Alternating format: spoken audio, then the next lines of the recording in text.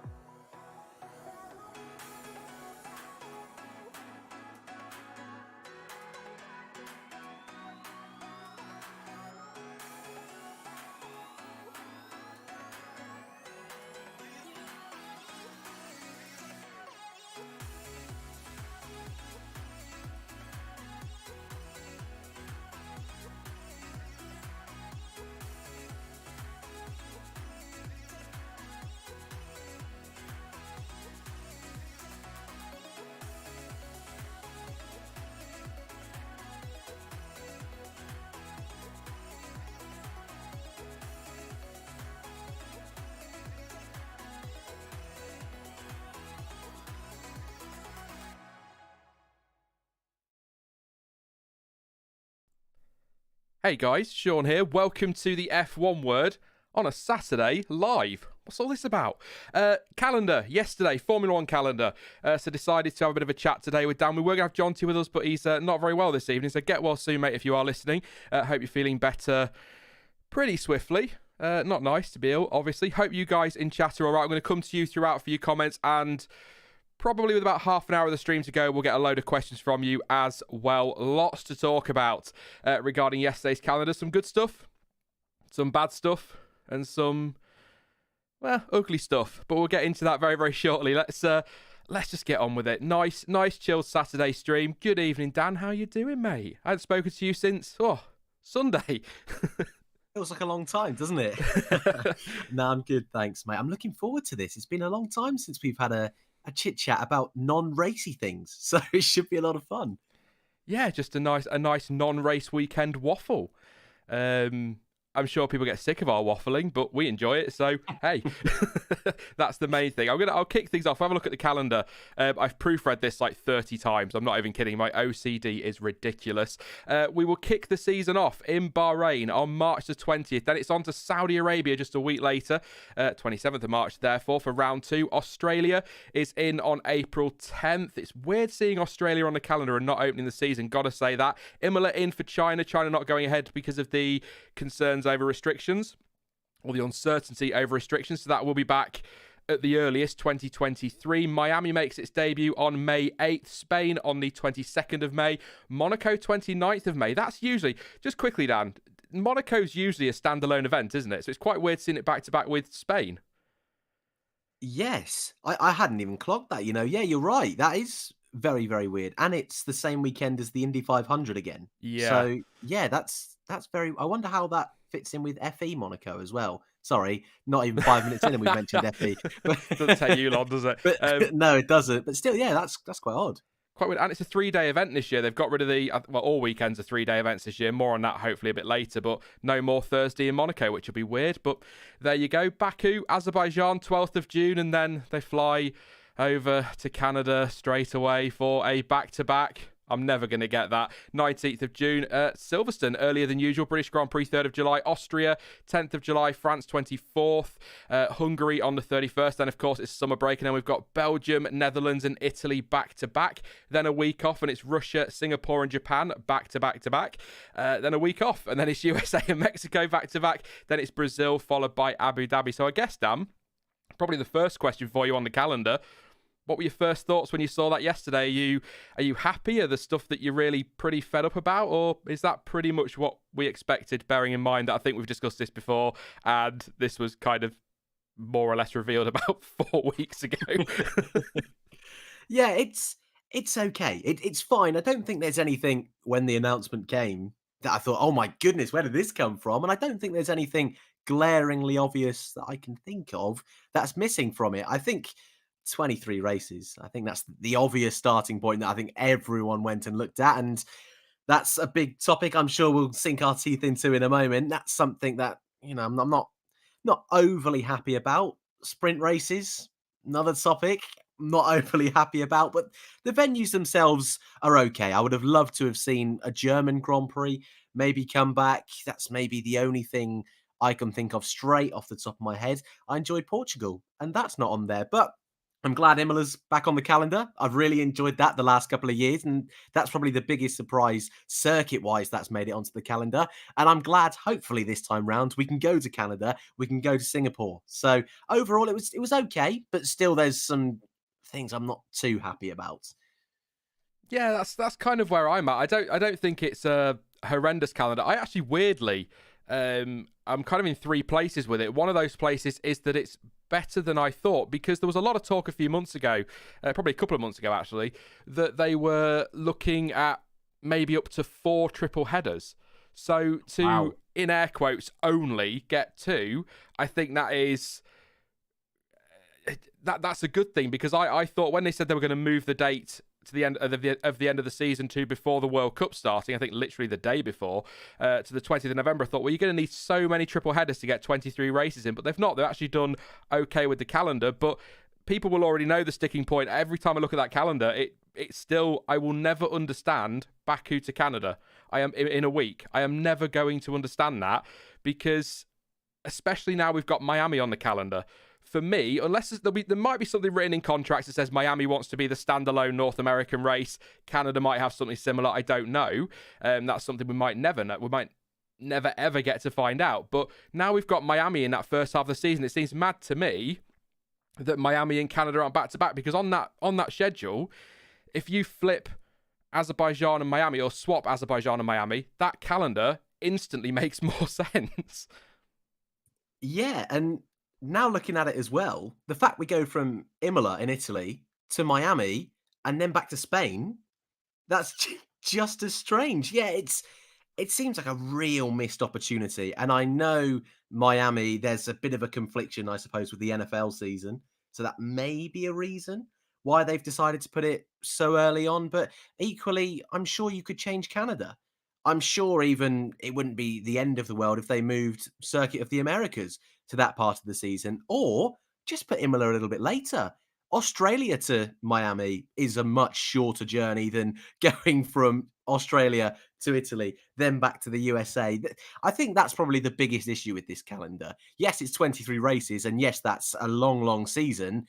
But just logistically, there are so many little changes you feel they could make just to make life easier for everyone. Because you're right, a small change there with Canada, Baku, Imola, Miami, things could be a lot nicer for the teams. Yeah, a couple of people in chat making a point. I saw somebody, Jessica Clark, said it's very hot in Miami in the summer. Miami in the summer would be bad, surely. The calendar is often determined by weather expectations at the GP for that time of year. I get all of that, but it's also hot in Singapore all the time, and it's also hot in Bahrain. So I sort of think, well, I don't know Miami weather that well. Maybe that's something I should have had a look into. But if it's around that same temperature, I don't see the issue. Then again, you could argue there's a big difference between the heat in Singapore under the lights and the heat in Miami under baking sunshine, I suppose, is the other thing. But yeah, I don't know. And I'm sure I've read somewhere, I've never had this confirmed, I'm sure I've read somewhere that Canada wants a June date. I'm sure that's something they've wanted in their contract, because that's probably something to do with weather as well, like optimal time of year for Canada to be held there. It's just such a weird, because even you said there, why we're not going Australia to Miami, and then, there are other ways they could have done get to Canada that might have made a bit more sense. It's just something that always bothers me. I don't think it's ever going to change. It's just something that I'm afraid everybody watching, you're going to have to just put up with every year when the calendar's released. Sean's going to go, I don't understand why they've got Baku and Canada back to back every single year. So there you go. And Michael High says Miami is on the coast, so it will be breezy. Breezy is a great word, by the way. And I'm totally down for your sprint raves as well. I know it was a typo, but you've just put the idea in my head. So yeah, just a little bit weird to me, but there you go. The other thing that I guess people are going to be a bit miffed about, it is calendar related, is F1 Sprint. Now, Stefano Domenicali says that the aim for 2022 is to have, or he told Sky Sports F1, the aim is to have up to a third of races featuring sprint. And according to racefans.net, it's been agreed, nothing official, of course, it's been agreed that it will be up to 6. It will be 6 races next year. They haven't listed the races. So we're looking at the moment at a 23 race calendar. 6 of those are going to hold sprints. You've also then got weekends where, because F2 and F3 are going to race together, their calendars are out. So you're going to have weekends like, let's say, for argument's sake, they decide to do sprint in Bahrain. They might do. We'll see. In Bahrain, you would have Friday would be practice and quali for both Formula 2 and Formula 3. You'd then have practice and quali for F1. On Saturday, then have an F2 race, an F3 race, and the sprint. And then, this is mad, plus FP2 as well for Formula 1. And then on Sunday, you've got 3 more races. That's a lot of racing. As a fan, Dan, that's great. We want more racing, but for teams in that's an absolute nightmare. 23 races, 6 sprints. So just F1 alone, that's 29 races in a season. Not that we're allowed to call sprint races, of course. Yeah, and for those that are thinking in the chat, well, if it's an F2 or an F3 weekend, they won't do sprint races. They did it at Silverstone this year. There was F2, there was Formula One sprint and quali and normal race, and then there wasn't F3, but there was W Series. And we've not seen the W Series calendar yet, and whether that's going to be part of the F1 journey as well. So It's a lot of racing.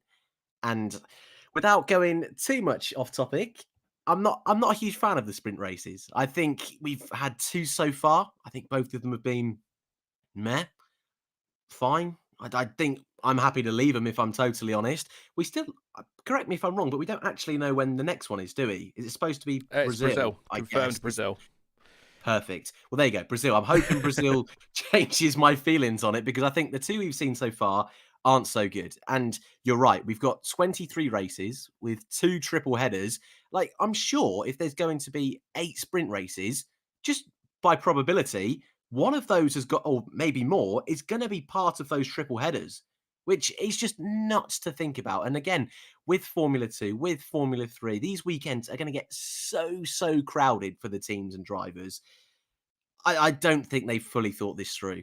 I really don't. It's just there's too much over the course of a weekend. And then if we have race weekends like Spa this year and we can't go racing, or there's a red flag or a yellow flag, and the race or a quali goes on longer than it should, it's just way too much. I love the fact they've changed Formula 2 and Formula 3, made it way more conventional and complex, or less complex than what we've seen this year. But from a Formula One perspective, it just seems way too much. Yeah, I mean, I'd love to have recorded our chat after the stream on Sunday. I tried to shorten it down. I think that might have given us some idea because, like, from our chat on Sunday, what I take from that is neither of us are against the idea of sprint. It's just in its current format, it doesn't work, and I'm just always going to make the point that this was never a trial. This was never, let's get fans on board and see what they think about it before we make a decision. The decision was taken the second they signed up a title sponsor on a multi-year $100 million deal. You don't sign those deals if you have no intention of continuing with a format, which is fine, but don't try and dress it up as a trial and make out like, oh, after Brazil, we will listen to feedback. No, they won't. They'll listen to the feedback of shareholders and stakeholders, and ultimately the people that are going to make the money from it. That's what they'll do. It's a business at the end of the day, so I totally get it, but I thought Monza was pretty dreadful for sprint, actually. I thought Silverstone was all right. It wasn't any... don't get me wrong, I'd much rather have a sprint than FP3, but if we're talking about getting rid of sessions, just get rid of FP3. Yeah, don't add an extra session because I think, I don't want to speak for you, I think we're both in the camp that quali's great. Quali as it is right now, especially, yeah, this season, it's been so good. I know we've had Red Bull and Mercedes, the 2 teams to beat. We've still had Ferrari on pole twice. We have still seen grids that are so mixed up. I don't think once this year we've had a grid that's been 2x2x2 all the way through the field with the different teams. We had a Haas in Q2 last weekend and their car sucks. So quali, I think's fine. And I think all the sprint race does is just have half an hour of a bit of a procession. It's more of a glorified formation lap. I mean, I may just have memory loss. I don't know. But from the 2 sprint races, all I can think of is in Silverstone, Perez had a bit of a spin. And in Monza, Gasly went through the gravel for a little trip. That's all I can really remember because why would the drivers want to take the risk to move up one place on the grids at the expense of doing what Gasly and Perez did and starting at the back? It's fine, but I just don't think it's needed. I think it's so unnecessary. But whether it's money, I don't know. I'm sure it is. Formula One obviously see it a little bit different. And I'm certain there must be plenty of you in chat that quite enjoy it. I'm sure there are so many people that say, give us more F1. More F1 is surely better. But I don't want to see qualifying on a Friday. I would prefer that to be on a Saturday, keep it nice and simple, racing on a Sunday. It's just way too complex. And I'm trying to summarize what we said after the stream, but I also it was a 3-hour chat, mate. You can't. It was very long, I know. But I also look at people that are just starting to watch Formula One, whether they've come through Drive to Survive, whether they're just watching it for the first time. Imagine one weekend watching Formula One, and there's quali on a Friday, and then what's this sprint qualifying? Okay, and then we've got the race, but there's points. There is points in sprint races. Not there is, but it's only for the top 3, and then it's different on a Sunday, and then the next weekend there's no sprint race. I just think it's a little bit over the top. I think it's very confusing. And for me, for what we've seen so far in the first 2, I don't think there's been enough to make me want to say, let's go. Not only go again next season, but 8. Yeah, I'm not really sure how they've come up with those figures. Yeah, well, like I said, Domenicali says up to a third, which could be 8, could be 7. Race fans understand it's 6. That's still double what we've had this year. There are supposed to be changes. Well, first thing that needs to change is you've got to get rid of the pole position for sprint, because pole position should be from qualifying. I know officially in the record books, pole position is awarded to the driver who starts the race first place on Sunday, but let's change that now. Pole position is awarded after qualifying on a Saturday. That means Schumacher gets another pole position to his name as well. Let's just do that. Why not? But that needs to go. For me, and I've seen Connor Wall in chat make the point, for me, and I'm always going to bang this drum, the only way sprint works is if you reverse the top 10, because that's kind of the point of a sprint race. So I would do that. They won't do that because the teams are against it. But what's funny is I see a lot of fans say that they hate the idea of reverse grids in Formula One because it's terrible, it's gimmicky, but they love watching Max Verstappen after an engine penalty come through the field and Lewis Hamilton come through the field after an engine penalty. Is that, slapping penalties on people? Yes, it's for a point, but is that not a little bit gimmicky? Handicapping drivers at a race after qualifying and they've got to come through the field and give us an exciting... Look at Perez. Was it Perez in Russia? Who am I thinking of? I can't even think, but even Perez versus Hamilton in Turkey, that doesn't happen if Hamilton starts on pole and disappears up the road. So reverse the grid on a Saturday. And I don't necessarily agree with creating a separate sprint championship, but award points as well. 10 points for the win, 1 point all the way down to 10th place. Again, people aren't going to like that, but that's how you incentivize drivers to overtake. Because if you're P10 and the biggest gain you're going to get is 1 place on the grid, why are you throwing that late dive bomb up the inside of turn 1 on the final lap? You're not, are you? You're not taking that risk. So that's why they're processional. That was always going to be the issue, but there you go. And it always makes me giggle as well when we talk about gimmicks in Formula One. We've got DRS, for God's sake. I mean, don't get much more gimmicky than that, do you? Oh, I can't overtake. Well, just open your rear wing, guys. It's fine.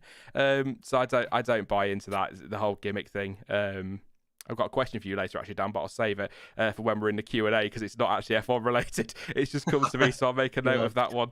Thank you very much to Lee Bull for your contribution, your super chat. Is it more engines, etc., for the 23 races? As I understand it, no, it's still 3. It'll still be 3 engines next year, but apparently there are mechanisms, I'm going to call them, within the rules that would allow, if it goes up to, say, 25 races, to increase that to 4 power units. I think it should be 4 anyway. A 23 race calendar, I go as far as to say we need 5. I think then you get rid of this engine penalty nonsense and we'll go to 5 units for the season. Verstappen and Hamilton, we've got this fantastic championship that could this season, not literally, but effectively be decided by an engine penalty or somebody having to take 1 extra penalty. Given 5 units, Verstappen will use his 5, Hamilton uses 5, and they might not need to take a penalty, and we get to see them head-to-head all season. It's a shame that it comes down to penalties sometimes, so I think it needs to be 5. I think that's a great question, Lee. Thank you very much. And thank you as well to Chevy. What I don't understand with F1 is that they preach for carbon neutrality and saving the environment, don't decide to group races by region to save on logistics, fuel costs, etc. The calendar is a logistical nightmare and literally makes 0 sense. I am completely with you, Chevy. Unfortunately, as people have pointed out in chat, these things are often decided by weather as well, because the idea, for example, of grouping your USA races together or your North America races together and having Canada in November, as hilarious as that may be, it's not really a great idea to have Canada in November. So, I mean, I've always been one that says you should block the races. John T always bangs this drum as well. Give Abu Dhabi that prestige of kicking off the season. That way they're still happy. And then you go Abu Dhabi, Bahrain, Saudi Arabia, Qatar, and then you go Australia, China. If you can do Japan, I don't know if you can do Japan that early in the year, but maybe Japan in there if you can. If Singapore can fit in there, then you do your Russias, your Azerbaijan, then you go into your... Do you know what I mean? There are ways to do it, not necessarily in that order, but there are ways to block races together. The problem is, as people have said, weather. I don't know, I quite fancy Canada in November, Dan. It'd be a bit like Turkey last year, wouldn't it? But worse. Or the Nürburgring last year. Oh, God, yeah. That'd be good fun. There you go. So yeah, I don't know. I'm just not on board with sprint at all at the moment. I am intrigued though. I don't know how you feel, Dan. I am interested to see what they come up with next season to change it. They've promised to tweak it. Once they've taken feedback after Brazil, take that with a huge slice of pessimism that was intended. See how things are after Brazil, and then they'll make their tweaks. I'm intrigued to see what they do, because I think there needs to be something. Do you get what I mean, though, about incentivizing P10, for example, in a race for sprint? Yeah. I'm really struggling to think of anything major that they're going to change because, like you mentioned earlier, there's no way they're going to do reverse grids. All of the teams are against that. Fans don't seem to like the sound of it, which I agree with you is somewhat ironic. Maybe the point system could make it a little bit more valuable, make some of those guys on the fringes of the top 10 go a little bit more aggressive on strategy. I could possibly see them, not sure how I'd feel about this, but I could possibly see them maybe extending it a little bit, making it 45 minutes to an hour, maybe making it a mandatory pit stop, only soft tires, something like, maybe a brand new set of tires like a hyper soft like we had before. That's only for the sprint race. Maybe put a bit of strategy in there. I don't know. I can't see many incredible out there changes that they're going to be able to introduce to the current format unless they completely restart it from scratch. Maybe do it before qualifying. I really don't know. The whole point of it, of course, is to mix up the grid. Whether they're going to stick with that rationale for their tweaks, I'm not too sure. Ross Brawn talked about grand slamming the weekends, didn't he? Making it a big fuss about it. But the worry with that is that he's going to, I hope they never do, but that worries me that'll get stuck on Monaco weekend or just the historic events. And I just hope, I think the first thing that I would like to see tweet for next year, if they're just going to leave them fundamentally the same, is pick the right tracks. Don't ask me what the right tracks are. But I think giving Silverstone, Monza doesn't really work, does it? I mean, a sprint in Bahrain, you've at least got that DRS to help you out. But I'll go back to what I said a few weeks ago before we get back to the calendar, is that 2022 regulations are designed to make these cars able to follow more closely and are designed to improve the show.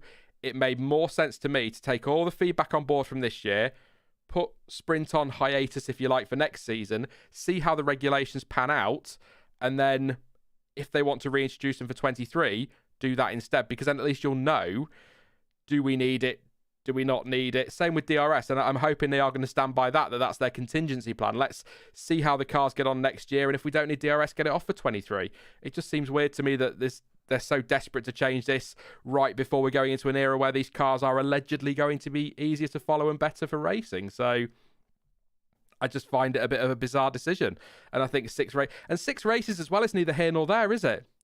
Really? No, yeah. It's just going to be, like I said earlier, it's just going to be confusing for new fans and probably just a bit of a hassle for the teams, to be quite honest. I'm fully with you that I think this is a weird time to do it. I think this year was not a bad year to trial it. Probably would have thought last year would have been better, but right before a new regulation change, sure, this year's not the worst year. Even if it was a bit of a knee-jerk reaction after last year, Mercedes romping the championship, trying to mix it up a little bit this year. I get it. I can see where their headspace was, but you're right. Next year is going to be, well, we're hoping it's going to be a season where not only drivers can race closer, hopefully it's going to be a little bit more unpredictable, circuits that don't always offer the best overtaking opportunities, the best racing. Hopefully it's going to be a little bit easier. So hopefully Paul Ricard's pretty cheeky again next year. So to then throw on top a sprint race as well, it might, in theory, I suppose it could make sprint racing even better. And we could next year at the end of the season say, yeah, those changes not only have the new regulations made normal racing great, it's also made sprint quali a must have. So I'm hoping that's going to be the case. But like you've mentioned, let's just get rid of it for next year. We don't need it every single season. Let's try. Let's see if these regulations that they've been building for so many years now, let's see if they work. Let's give them that opportunity to work, to make really nice mixed up grids for Saturday and great racing on Sunday. And then if it still doesn't work, a couple of years down the line, let's reintroduce sprint. Let's spend a nice amount of time working out what worked with sprint, what didn't work, not finishing in Brazil in a couple of weekends' time and then having 3 months would it be pretty much to try and redesign it? Give them a little bit of time to work it out properly, to assess the new regulations. It's just very strange timing, I think. Yeah. I agree. It goes back to what we said on Sunday, doesn't it? I don't know. I'll read some comments from chat before we get back to the calendar. Andre Silva says reverse field is not fair. Yeah, I'm trying to think how it's unfair. Well, I suppose, I mean, just hypothetically, I'm going to pick on Latifi here, but I don't mean to. If Latifi is the worst driver on the grid next year and he's in an okay car, is it fair that he starts on pole for the sprint race? Probably not. Is it fair that Max Verstappen and Lewis Hamilton get an engine penalty because their engine manufacturer can't build an engine to last apparently 100 races? Seems to be what F1 want. Do you know what I mean? This is what I'm saying. Yeah. It's a little bit trying to work it out. Is it fair when a driver puts it in a wall and the team don't get any points? I struggle with fair and unfair in F1, trying to work out what is and what isn't, because if you go deep enough, nothing's fair in Formula One, really, is it? So I'll ponder that one. It's a good point, though. What if we let quality decide the grid, but then host a sprint on Saturday as an appetizer to the actual race? Podium gets a few extra points. That's from Colin. Ziley says, basically, the fastest driver should be starting on pole. That's the main thing.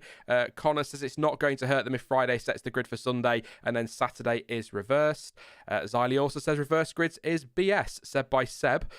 Lol. Definitely. Who was on pole for Monaco says, asks Munro, that was officially Verstappen, because I think I understand this correctly. If Leclerc had not come out of the pits and left the pit lane to go to the grid, even though his car didn't get there, Verstappen would have been pole, unless I'm completely wrong on that. Let me know in chat. It's a bit of a grey area. This is why it just needs to be whoever is on pole on Saturday or in qualifying is the pole sitter. It would just save a lot of problems and then go back and give them to drivers posthumously. It'll make no difference to he'll get one extra pole position, but Schumacher's not exactly going to overtake Hamilton with that one, is he? The perspective of reverse grid for Sunday's race is disgusting. In Canada, it also has to do a lot with our tourism calendar. There are major events every 3 weeks in the summer in Montreal. That's from All Night Dentist. Thank you very much. Didn't know that one. That's an interesting one. Red Raven says something that might be interesting. How about one-shot quali to decide the grid for the sprint race? You get 2 cars out of position each event for sure. I'm in the minority with this one. I loved one-shot quali. I think it did just as much to mix up the grids as a lot of the things they've tried since, but I would not swap the normal, proper qualifying we have on a Saturday for anything. I love the 3 sessions. There's action start to finish. I remember... Grandad's back again. I remember back in the day when it was 12 laps, 1 hour, and for the first 20 minutes, nobody would go out on track and you'd just be sat there waiting. So at least with this format, you've got action all the way through.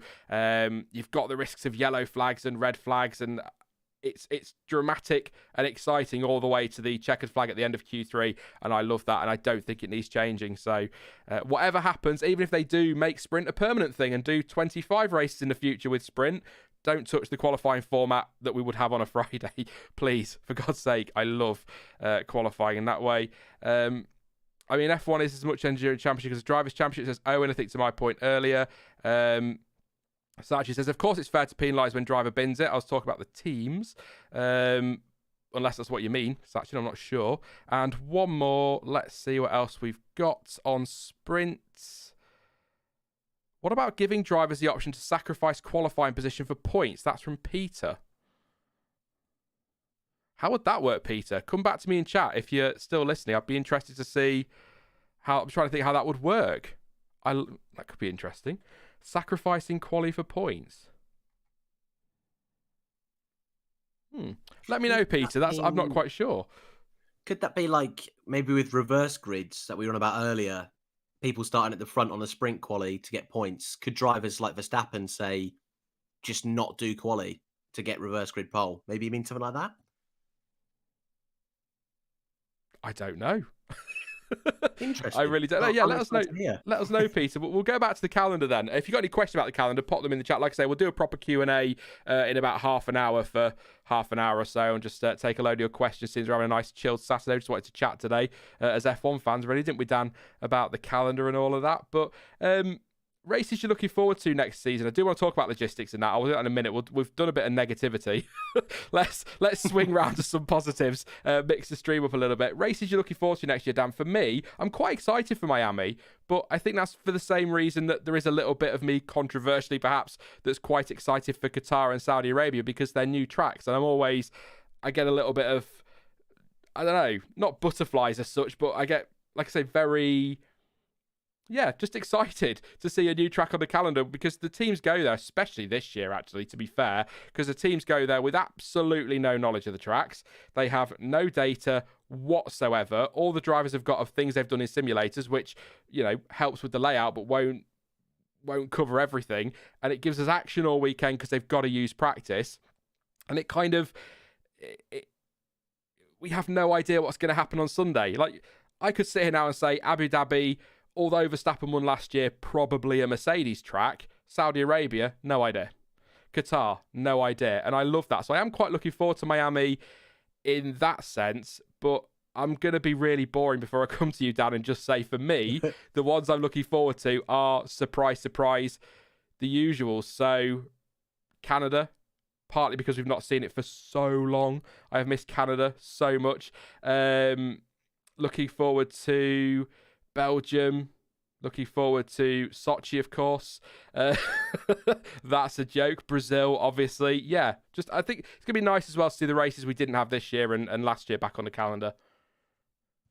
Yeah, definitely. I think I agree with all of those, to be totally honest. I mentioned right at the start, I am really excited that Imola is back on the calendar, just because I just assumed we'd lose it. Just like Portugal, I thought, it's a short-term option. Fill the gaps for last year and this year, and then see you later.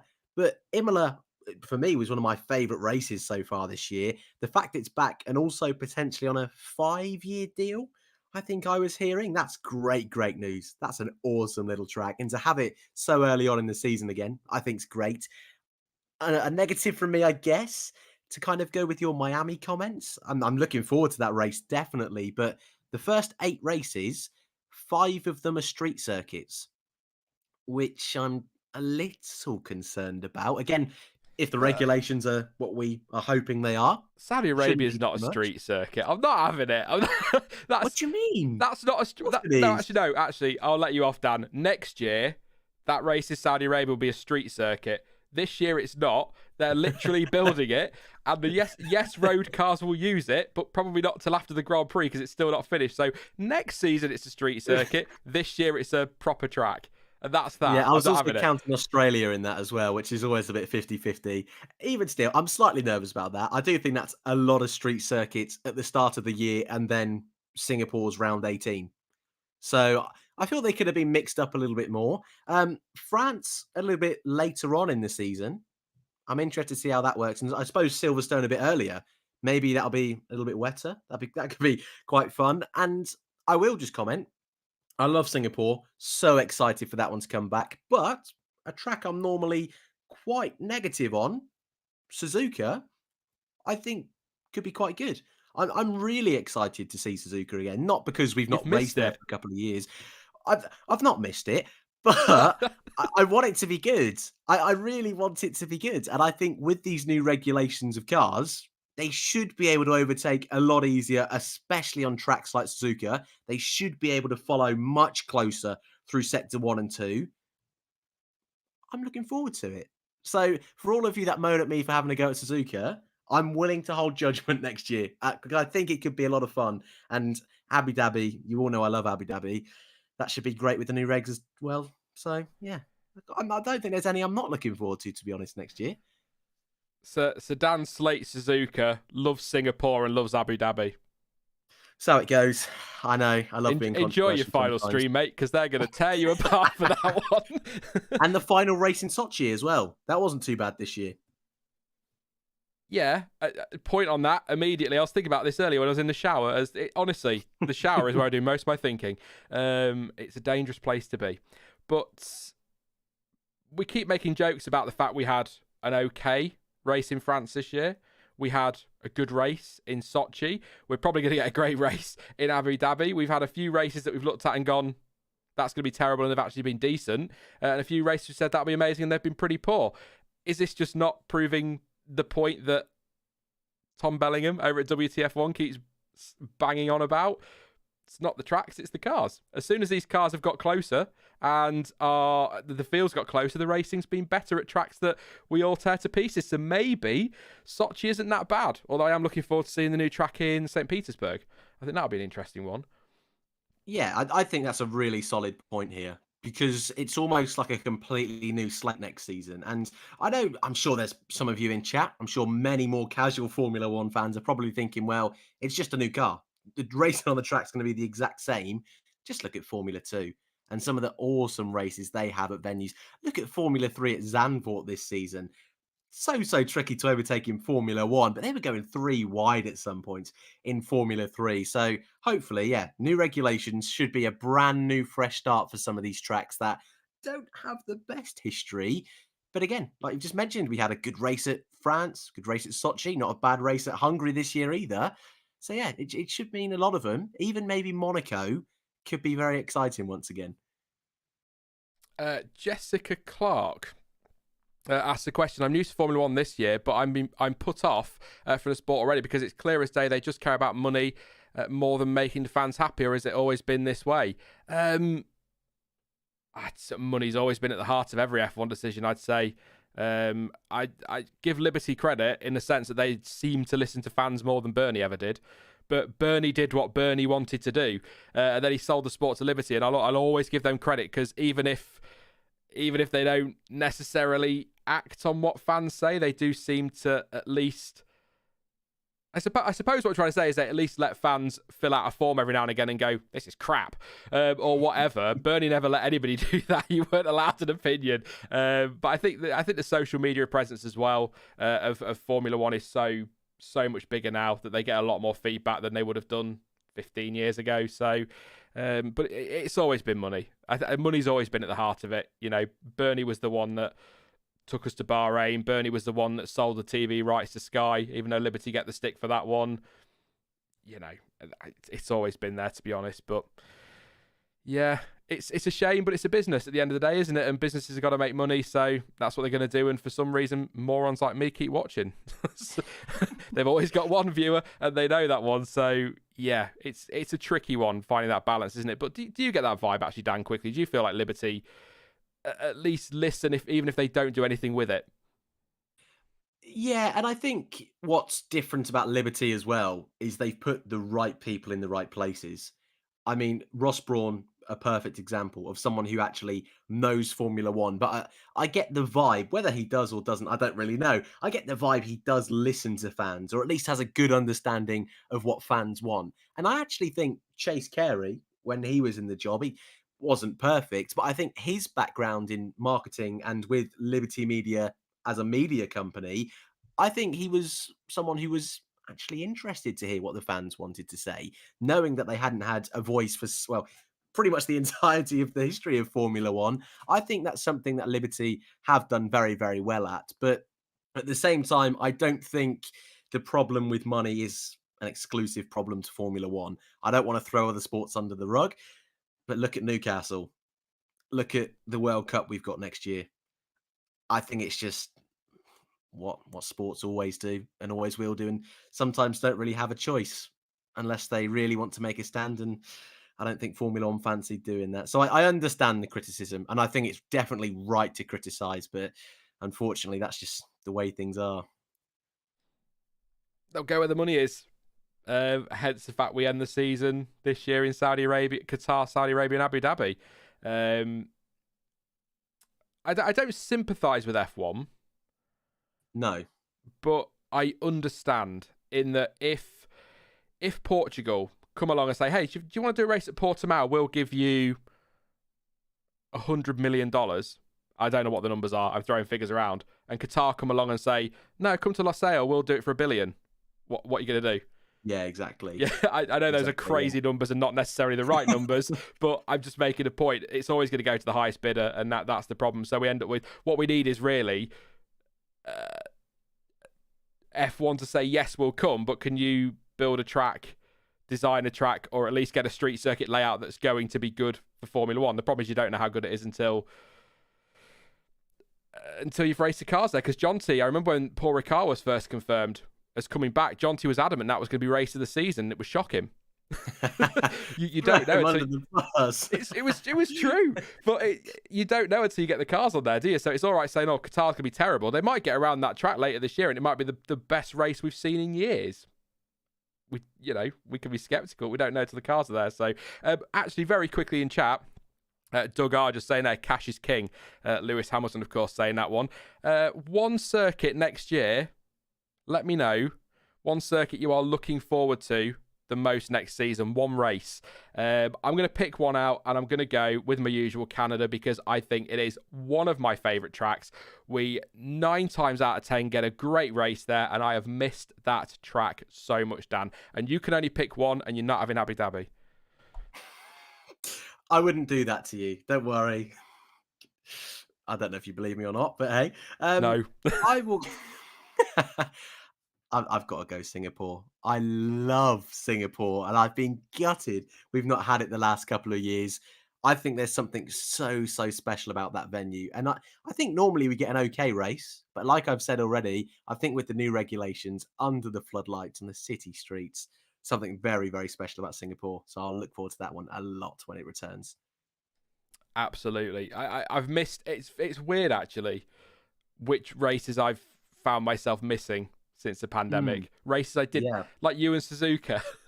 Races I never thought I'd miss. I'm sort of going, it's not the same without Singapore. It's not always the best, but under the lights, it's magic, and it was the first one. It's certainly not the same without Brazil. Oh, Definitely. What a race that is. What about China? How do you... Sorry if I've nicked a topic for later. We'll do China now. Yeah, we can do China now. That's easy. Yeah. Well, it's only because I wanted to say China's not a great racing venue, but I can think of some really strong races off the top of my head that we've had in China. So I'm not too sure how I feel about that one. I'll read some of these out, and then we'll China was on my list for later, but we'll do China, and then we'll get on to logistics. Jumping the gun. We're not. I'm not great. By the way, I'm no expert on logistics. There's also, as you may have noticed, no format to this stream at all. It is just Sean and Dan talk about calendar, and where we end up, which is the best kind of stream, because it just is what it is. But yeah, and then we'll talk about logistics now. We'll do China, but I just want to read these out. So Coma says Azerbaijan. That's always a popular one, is Baku, isn't it? Theo says Bahrain, again, always a popular one. Didn't used to be. It's weird, ever since that's become a night race, it's become a really good venue. When it was in the day, it was dreadful. And when they did that bloody endurance layout, what was that about? Prince Lev says Suzuka. Mugello needs to come back, says Red Bull Sauber Petronas. Shout out. You get your own shout out, Apurv, because I always butcher your name. So, you're always going to get your name right out. That's one thing for sure, even if it's not how you say it. Suzuka. Tiabolt says Singapore. Chris B says Baku. Big Man Pat says Canada. Ronit says Baku. Dan Philpott, boo, says Imola. Connor Wall says Spa. Horse Pony Hybrid says Brazil, always. Michael High says Australia. Rizky says Singapore. Red Raven says Spa. Always love Spa. Singapore for Tyler. Owen says Hungary. Andre says Brazil. Mr. Bungle says none. Imola again. Miami is 1982 again. And Jeddah will be a mess that will save itself by crashes. That's it then. I won't bother watching next year. That's all done. Let's have a couple more there quickly. EM says Suzuka. DJ McPingu says Australia. And Oksana says Spa. So there you go. Some interesting shouts. I am also, I'll admit, looking forward to Australia. I know it's not always the best of races, but that's one I've definitely missed. But again, it's weird seeing it third spot on the calendar. It's the season opener. That's what Albert Park has been for most of the time I've been watching Formula One. So it's just weird seeing it there. But hopefully it'll get its spot back at the start of the season.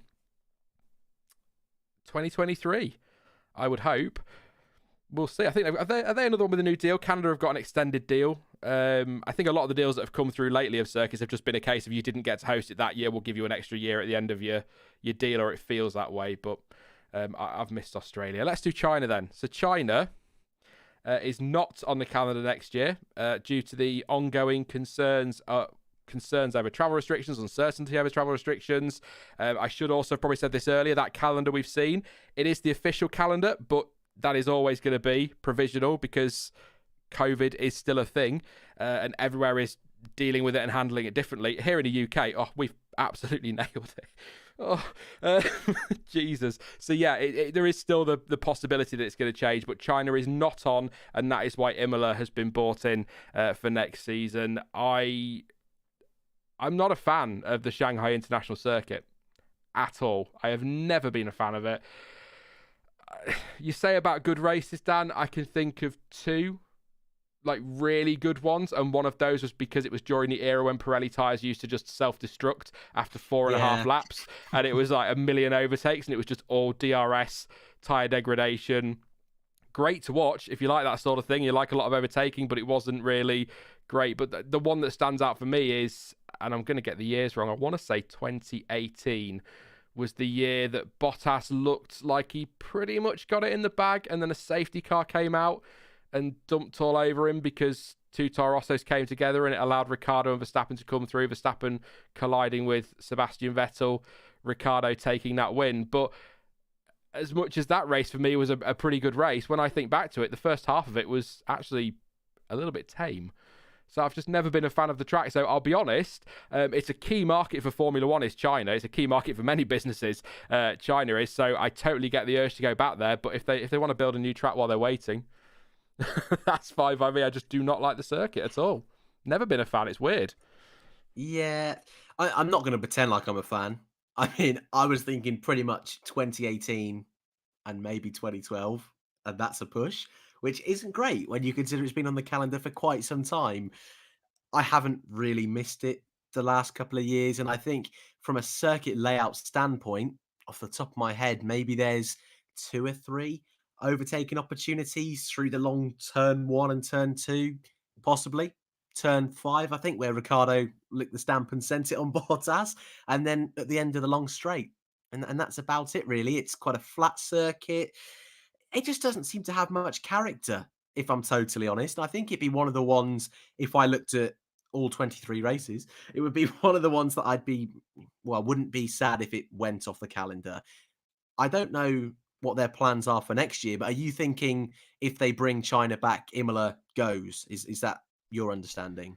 Well, no, because my understanding is that Imola has got everything in place financially to do a 5-year deal with Formula One if Formula One want to do it. So what I'd initially heard was that it was Paul Ricard that was going to get dropped, and it would be Imola that would take that spot. And then China, absolutely out of nowhere, it was just like, it's not happening, so we'll put Imola there. So that does go against what I was expecting. So I'd probably say, Dan, you might be bang on that if it might be the case that is one of those standing races. So when China comes back, Imola is off the calendar, because the problem is if they don't get rid of something to put Imola in, they want to go back to South Africa. That's a 25 race season.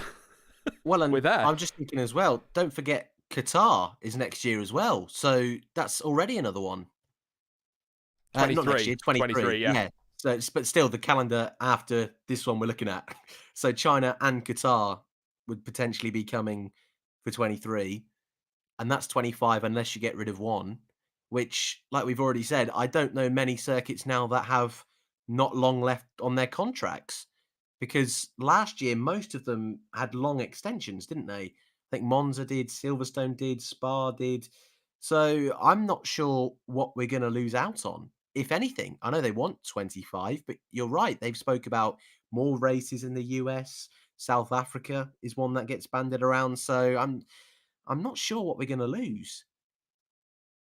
I think, and again, I've said this a lot, when they changed the regulation to sort of a maximum of 25 races, they came out quite emphatically and said, just because we have 25 racing regulations, that's not a target, that's just the maximum. You don't set a maximum like that unless you intend to hit it. And you hear every other week there's Qatar, like you say, Qatar, there's talk of a third race potentially in the US, although I don't know if that'll be on a rotational basis with another one, I don't know.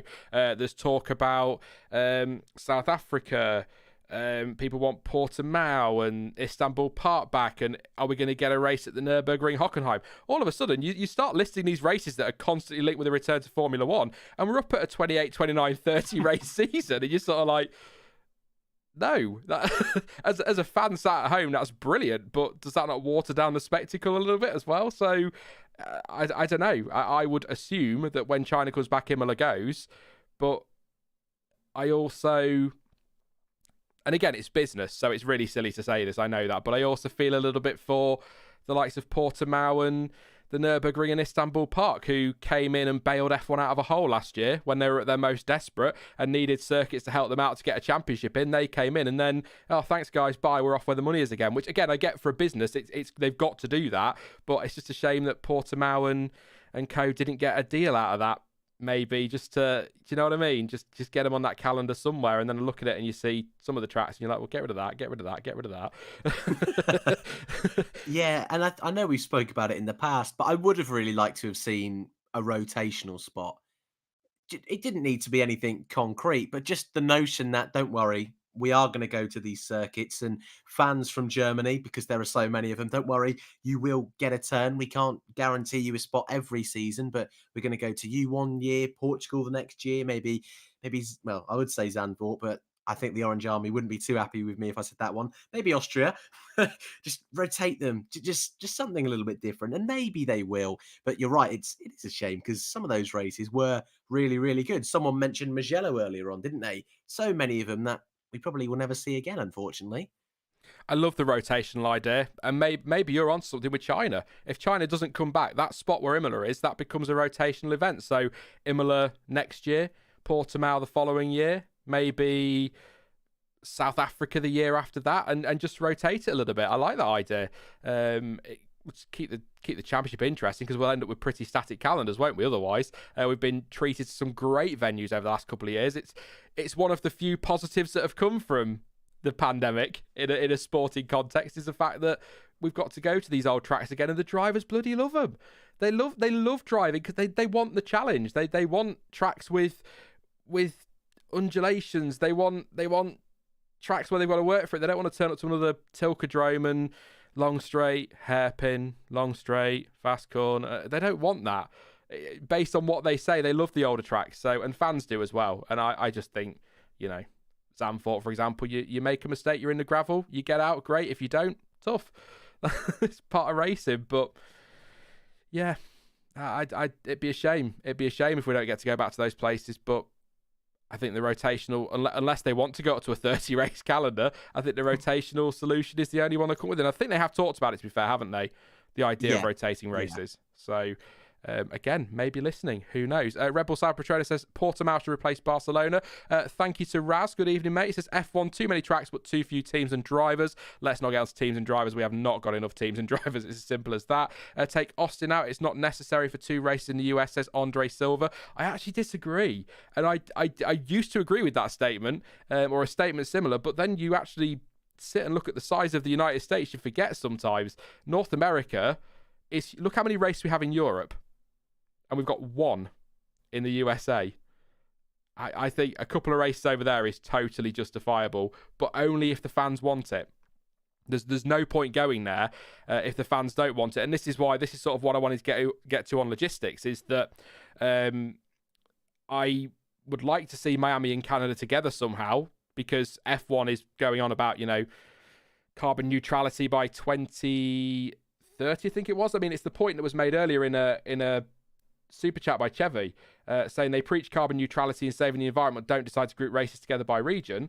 I get the weather is a concern, but having Miami and Canada together makes sense. However, if you as a sport and if you as an organizer want to maximize your footfall at the race, you don't want, if you're like a neighbor, hosting a race too close to you, if you get what I'm saying, Dan. I know they have the USA and Mexico, and I think this year we've got Mexico, Brazil, back to back, USA, Mexico next year.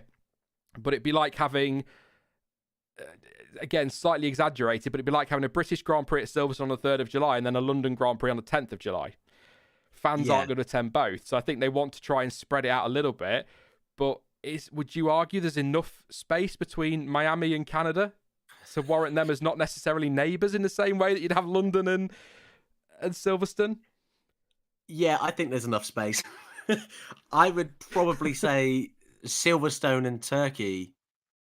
Would you say that's about a similar distance between Miami and? I have no idea, mate.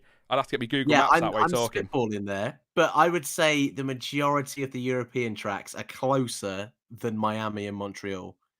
That's a guess. I'm sure someone in chat will let us know, but we're talking about one of the most southern parts of the United States and Canada. So I think it should be fine. My map is finding the best route. 25 hours in a car, apparently. 2,655 kilometers.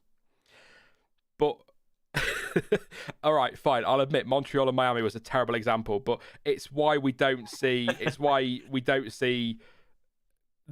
It's not just the weather. It's not just the money. There are other reasons behind the logistics in the calendar. Yeah. So, like banking your races together. So Bahrain, Saudi Arabia, Abu Dhabi, Qatar, fantastic for the environment. Crap if you live in that region, because are you going to go to all four? Really? Because they're pretty close together. But then then back to your point, Dan, you could easily flip that around and say, well, hang on a minute. You know, if you put Austria, France, and Silverstone together, fair bit of space between them, but not that much, really. It's not that well. It's more effort now to get to France than it used to be, but it's not that much of a trip for a trip to France, is it? Really, it's not that far. So there are so many reasons why this calendar is so all over the place, but I still think that, and it's going back to what we're saying right at the start and onto logistics, I still think there was a much better way to put this calendar together that would have made a lot more sense and wouldn't have felt like, and I know, brace yourself, this will surprise a lot of people, you know. It would maybe just remove some more mixed messaging from Formula One. I know, mixed messaging from Formula One. We race as one is a difficult, you know, yes, sustainability, yes, diversity and inclusion. I think most of us can get behind that. I think that's a good thing, but it's a very mixed message. We race as one doesn't seem to mean anything anymore. It's just a nice little hashtag they can use every now and again. And that's kind of the same with their carbon neutrality stuff. That, you know, we want to be carbon neutral by 2030. We're going to big oil countries, which, you know, is, you know, big crypto sponsorship, big oil sponsorship, going to these oil countries. Then you've got trips from Azerbaijan to Canada, Australia to Imola to Miami. It just doesn't. It's the mixed messaging that frustrates me with the whole thing with Formula One, and it's sort of like, if you want to bang this drum about saving the planet, fantastic. Do something about it. Don't just show us a really nice, cool little video on social media about the fuels you might lose in the future or you're trying to use in the future, and tell us about all this carbon neutral stuff, and then make the decisions you've made, at least in the logistics with the calendar. I know the money, it's a business, that money is going to come first. Absolutely. But just look at your calendar, and there are ways that you can subtly, just little tiny changes could make such a difference to their route. I think Jonty put a tweet out actually earlier. I don't know why my voice decided to break there at 35 years old, about bloody time. But I'm sure, I don't want to put him on the spot with it, so I'll just have a quick read while we're live, just in case he doesn't want it to be read. If you didn't want it to be read, he wouldn't put it on Twitter, would he? So he was looking at the calendar. Jeddah to Silverstone, all the stops we'd need to go to, is 38,966 miles, whereas Australia to Silverstone in a more sensible order would be 21,523 miles. So there are little changes that could be made in better orders that would make the difference, and that's what frustrates me. But does it go back to what we've said about 30 times already, Dan? Cash is king. They're going to go in an order that the big money payers are going to want. What am I trying to say? So Abu Dhabi at the end of the season. I'm with, yeah. Do you know they're always going to get the choice, aren't they? If they're willing to pay extra to be the finale, they're always going to get paid that. But Bahrain might say, well, hang on a minute, we want the money to start the season. Well, then you can't put the two together, because the money is what a business is aiming to make. They're not interested in the planet, really. They don't want to be they're not going to give up all their money for the sake of saving the world, are they? They're still going to want to make plenty of cash, especially after the couple of years they've had. Yeah, exactly. And then I suppose to just add on to that point as well, I'm sure Miami and Austin, there may have been some argument which is the first US Grand Prix in the season. Then you've got venues like Silverstone, Austria that also have things like MotoGP. So they're going to say, look, we want to make sure these events are spaced out. So we don't want to be at this part of the season. We want to be close to the front. We want to be closer to the end. So I'm sure it's difficult, and I'll cut them a little bit of slack. And if we have to have 23 races, yeah, it's always going to be difficult to get a perfect calendar together. But like we said all evening long, that there surely was a slightly better way of doing this. And you're right, some of their messages over the last couple of years are starting to sound a little bit hollow, which is a shame. I've seen a comment. I'm gonna read it, and I'm not gonna answer. I'm just gonna nod. Red Bull Sauber Patronus says, I say nod, you can't see me nodding, so I will just go nod when I nod. Red Bull Sauber Patronus said, did anyone actually believe that stuff? These are rich people. They don't care about anything. Let's stop pretending they do. Nod. I take your point. We'll leave it there. Anon says, get well soon, Jonty, my man. If you are listening, Jonty, get well soon. Just a little reminder there. We need to overthrow the FIA and take back our sport, says Raven. Oh, it's all getting a bit dramatic in chat. I love it when it gets dramatic in chat, but it's not nasty to each other. Omar says, what news on Thailand is it where we had those long straights and sound about Vietnam? Oh no, we don't want to go back there. I think we never went back. Well, we true. got Yeah, there. sorry. That's from my experience on the game racing there, and it's bad. Because you're crap at a game doesn't mean... no, Wow. I don't know, and I don't know the ins and outs of it because it's all very political. But I don't think Formula One will be going to Vietnam ever. I think that ship has sailed, as I understand it, Dan. Yes. Well, I, as far as I believe, it's never actually finished being built. It's a fun read, but it's like you said, it's very, very political and very, very shady. So yeah, I'm with you. I don't think we'll be going there anytime soon. Maybe somewhere else in Vietnam. I think it could be a fun venue to go to, but not the one we had planned. Chat, if you just if you got any questions about anything we've talked about so far, pop them in chat now. We'll answer a couple of those and see if there's any points we've missed that you want us to bring up. Let us know. We'll answer those for 5 minutes or so, and then we'll go into a bit more of a chatty, random Q&A about anything F1 related. But we'll there's not really a lot more to say on the calendar without repeating what we've already said. I know these are waffly streams, but that's completely the point of them. That's why I call them Let's Talk, because apparently I could talk for days about nothing, which is really weird. I mean, great as a content creator. Chat already going, upload more content, you dickhead. But yeah, anyway, any update on Monaco Grand Prix weekend formats is Sachin. That is now all races this season. I've made it in my notes. Thank you very much, Sachin. You've reminded me. So I'll just read this. I'll just read my notes. So pre-season, nothing as far as I can see officially confirmed, but again, according to race fans, it will be 8 days of pre-season testing. The first test in Spain will be from February 21st to 25th, so that is 5 days. And the second test in Bahrain is March 10th to 12th, and that is 3 days. So not 4 and 4, 5 and 3. And they have made tweaks to the regulations so that 1, they can test that close to the start of the season, and 2, to have 5 consecutive days of testing. So pre-season testing, 2 lots, 5 days and 3 days, Spain and Bahrain. Oh, lovely, that rhymes. 21st to 25th of February in Spain, and then 10th to 12th of March in Bahrain. The rules around race weekends have changed as well. So from next season, we will not have 4-day events anymore. So 4-day events, obviously, as fans, we probably see them as 3-day events because you get practice on a Friday, quali Saturday, race Sunday, but they are actually 4-day events because you've got the media day on Thursday. That is no longer happening. They're going to a 3-day event, which will be Friday through to Sunday. So I would assume, no confirmation, that the media day will just be Friday after practice, because they usually have Friday FP1 and then the team principal press conference and then FP2. So I wonder if they'll just do FP1, drivers press conference, FP2, teams press conference. And I've got to say, if they do, that's brilliant, because the drivers can talk about what happened in FP1 and make the press conference. I know the press conference isn't about entertaining fans, but it would be nice to get a bit of feedback from drivers from the practice session rather than just talking about the contract they signed 6 months ago or whatever. So I'm quite on board with that one. That includes Monaco, which will be Friday, Saturday, Sunday. So no more Thursday practice in Monaco. They've got rid of that special day they used to have. If you're new to Formula One, Monaco, they used to practice on a Thursday or go out and get drunk on a Thursday night. I'm joking.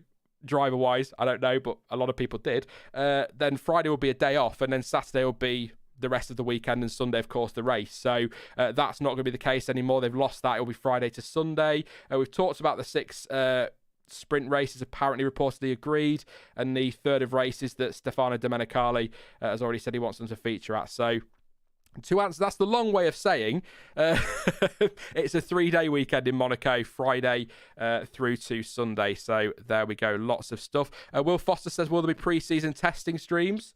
I don't see why not. I don't know. I've not even thought about that. That's 8 days. Oh, that's like the old ones, Dan. Oh, last year was so boring with 3 days. We had too much to talk about. And we filled all the time perfectly. I miss getting to sort of day 6 and talking about cheese or whatever because we had nothing to do for 8 hours. I'll think about that one. Probably, yeah. Doug says no more Thursday media day, just post-jail interviews. Sam says, aren't they in talks with South Africa to host a race? I know Domenicali wants to go there. He seems very keen on that. So I don't know about official talks, definitely. Coleman says, but it will all be like, oh, you can't read too much of testing, blah, blah. We all see our pace on Sunday, blah, blah. But basically, yeah, but I'd still rather hear Valtteri Bottas tell us about how he's going to win the weekend because he's top Friday practice again than listen to Valtteri Bottas answer questions about who his teammate's going to be at Alfa Romeo like he knows. Do you know what I mean? It's difficult for the media because they need to be able to have a forum to ask those questions, but it's not an exciting press conference for fans. But at the same time, as Ben Hunt was saying on Twitter, the press conferences aren't really for fans anyway. They are for the press. So they're not meant to be exciting, but it would just be nice after FP1 if they could ask those questions and ask about how practice went. So, yeah. It's a difficult one, but I will be honest, I have not watched an F1 press conference since the new format of press conference came in. No, I watched Australia 2021 because everyone was kind of like, are we racing or not? So I watched that one. That is honestly the last press conference I watched. They just don't interest me. Yeah. Do you not like the? I'm assuming you've not really seen it, but do you not like the fact there's just 2 of them? Do you prefer it when there were 3 or 4 or 5 behind a desk? If I had to pick a format of press conference, it was the old one, because we got so many great. Not because they were memes, but just funny moments. Yeah, entertaining moments. Having 4, 5, 6, like when you used to have 3 in the front and 3 at the back, you get 6 drivers there, and you get some great moments, you know, Sebastian Vettel and Michael Schumacher pranking Nico Rosberg. Yeah, exactly. Yeah. It was more fun. But again, it's not an entertainment thing. I'm assuming this is just short term, and then hopefully when everything's back to normal, we should go back to it. But I'm not too sure. Red Raven corrected me. Australia 2020. I know 2020 basically doesn't exist, but come on. 2020, 2021. They're super years, not in what's happened, but in that it is just 2020/21. This is just all one big year to me. That's how I view it. It's the only way to do it. So yes, 2020, not 2021, of course. Do you reckon F1 rookies should get more testing mileage except for new cars regulations, considering how difficult modern and heavy F1 cars are? Thank you to Big Man Pat. I think they're doing that next year, aren't they? Is it the next year they're bringing in the young drivers on a Friday? Every team's got to have a set number of FP1 sessions that a rookie driver's got to sit in. Yeah, I think that's correct. Yeah, I'm not sure if it's 1 or 2 sessions, but it's more than we got now. Well, then don't have the in-season testing anymore. Pre-season testing's usually shorter. I think the 8 days of pre-season testing does also come at the expense of one of the young driver tests later in the season next year. So yeah, we do need more time, definitely for young drivers in the car. Difficult. And like I say, I know they've got simulators and things, but it's not the same, is it, as been out there on track, as we know, Dan, of course. Thank you again to Raz. As I live by Austin and going to the race this year. Austin is fairly central to the entire country, and people love coming to the circuit from afar. Miami will be priced out for most fans because ... Miami. Is Miami expensive? I've never ever looked into money in Miami, but thank you very much, Raz, for explaining that one to us. If you are going to Austin, enjoy. It's actually on my list of circuits I'd love to go to in Formula One. Is the Circuit of the Americas. It's up there. Yeah, I mean Zandvoort next year. I need to get my passport renewed. I've got to go to Zandvoort next year. Based on how brilliant the atmosphere was this year, it looked fantastic. I loved the atmosphere at Silverstone as well, so they'll be the two that I definitely want to do next year. If we can get to any more, fantastic. Four-person interviews were great because they got through all the drivers faster, says Doug. Tend to agree. Again, it was a bit more entertaining, but I also appreciate it's not about entertainment. So there you go. Miami is pretty expensive. I grew up there, says Raz. Thank you very much, mate. Miami is one of the most expensive places in America by far, says Red Bull Sauber Petronas. Zandvoort 2021 will be insane, says 1994 Toyota Celica. Do you mean 22? We're all confused by years. Who am I? What year is this? Yeah, I think I'll be done with the calendar. You guys, before we start coming on to your questions properly, I can see the name Andretti like so many times in that chat. They want to ask the question. I'll tell you what, we'll just one final question on the calendar then, and you guys can answer it as well. Which track is going to be sacked for Qatar in 2023?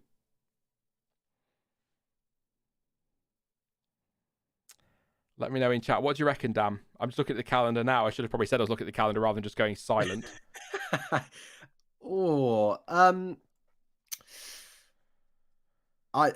I'm not sure. No, looking at the calendar, and I'm going to be nice and boring. I'm going to take my time so people put it in the chat. Looking at the calendar, Spain is subject to contracts, and I don't think it's one of the more popular venues. But I suppose saying that, Alonso's back now. Sainz is at Ferrari. So I can see them wanting to keep it, but my gut says Spain at the moment. I feel that is a slot where Miami, Imola could move down, chuck in Qatar near the start of the season. I don't remember Barcelona being on a long contract anyway. Yeah, I'm going to go with Spain. I think Barcelona's been on a rolling contract for a little while now, hasn't it? Yeah. And I get the appeal of Alonso, but it bugs me. I'm not having a go at you, Dan, all right? It's fine. Go for it. Carlos Sainz is Spanish. He's that guy. He's that guy who drives that other Ferrari that we sometimes see. I did say Carlos Sainz. Did you? Thank you very much. I did thank you. So you're ignoring him as well? No, just ignoring you. Yeah, thanks, mate. Yeah, no, because obviously Fernando Alonso is the big draw, isn't he? Because he's a double world champion. But I kind of hate the fact that there was talk of Barcelona going before he came back, and then he came back and it was like, oh, Barcelona's staying now. It's like, well, Sainz was still there. Bless him. He's doing a fantastic job this season. He's a far better driver than people seem to give him credit for, and you know, he deserves a home race as well. But yeah, I don't know. I think if I won't pick it, but if I was going to pick before you did, it would have been Spain because of that contract situation. I'll go Paul Ricard. Wow. Partly because I hate it, but also because I don't think you're in the minority there. Also because of those rumours that it was going to be replaced by Imola that came out a few months ago. There's something's obviously going on there. So I'm just wondering, somebody's going to go, Paul Ricard has a contract till 2022, actually, Sean. But yeah, that's the one I'd go with if I was going to have a guess. If I had a choice, it would be Paul Ricard. No, absolute choice, it would probably be... Actually, no, I won't say Abu Dhabi, because I think we need to be reasonable and say the jury's out on Abu Dhabi at the minute again because of those track changes, which look much better. Coming along very nicely as well, which is great stuff. So I probably would get rid of Barcelona if it was a pick, to be honest. I just don't like the track.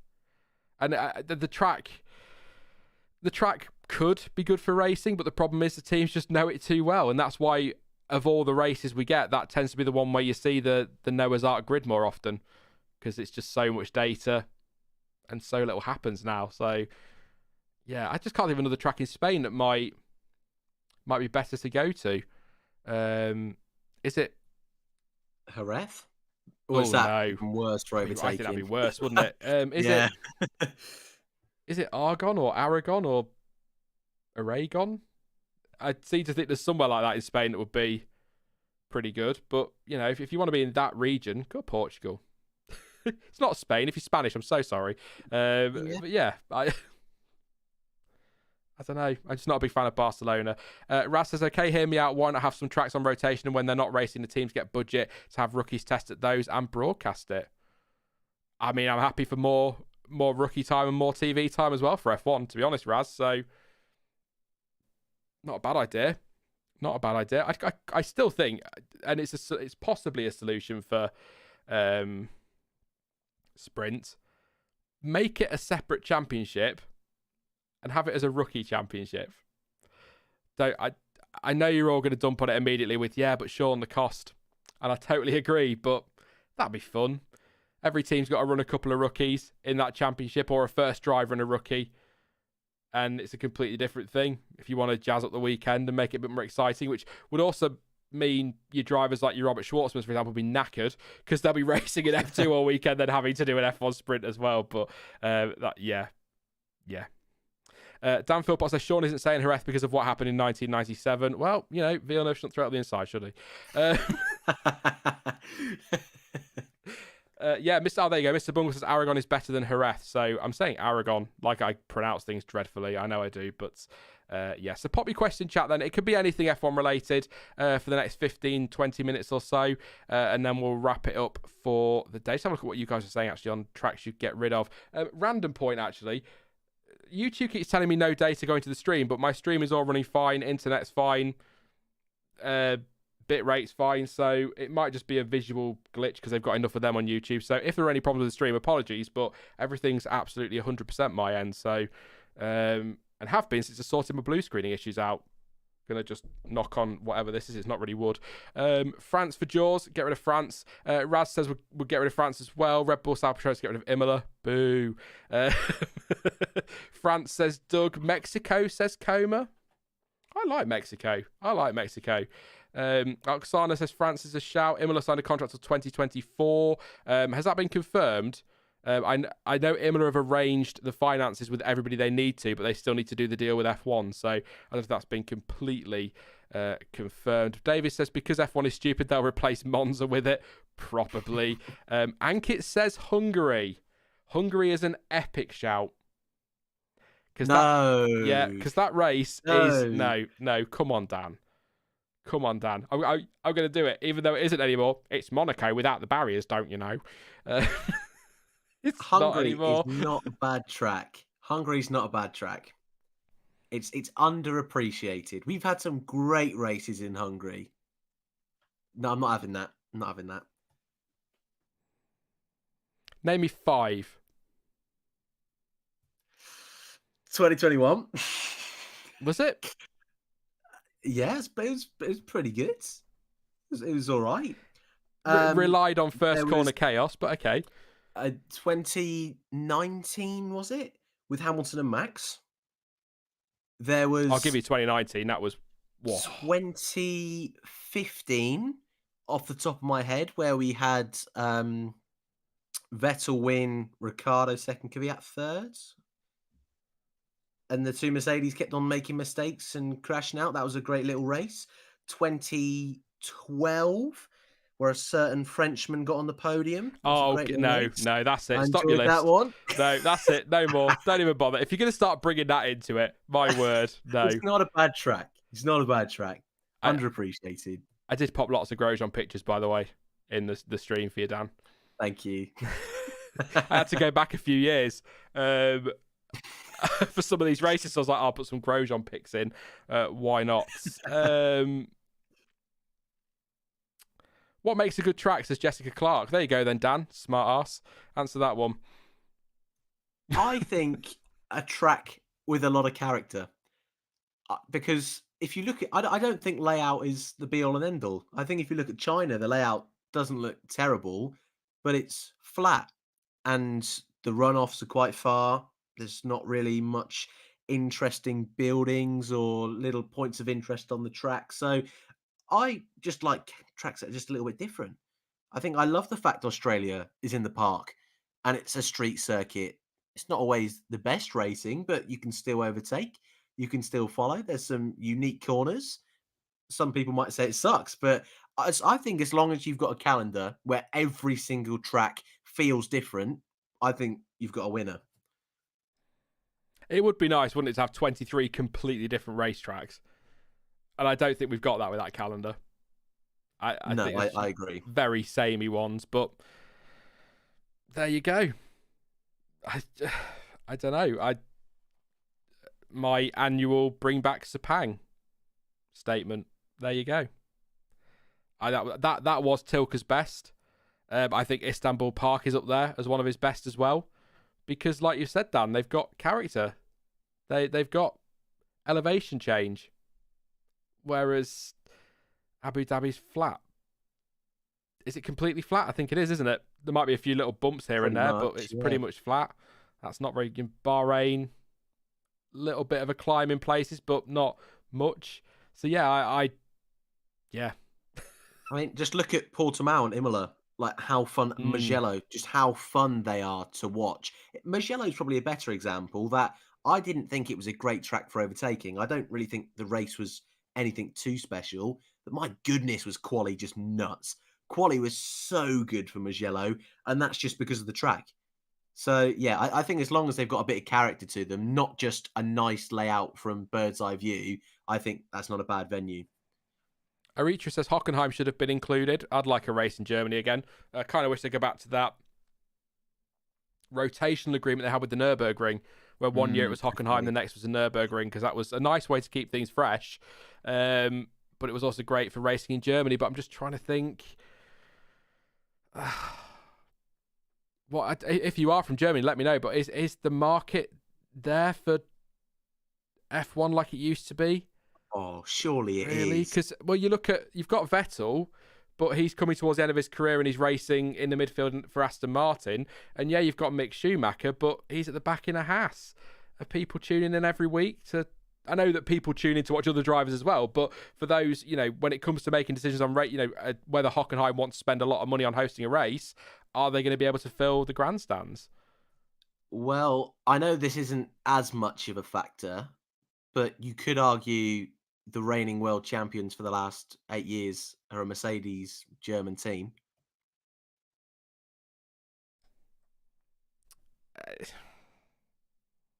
I know it doesn't hold as much, but definitely when you go to Silverstone, McLaren, one of the more popular teams because they're British.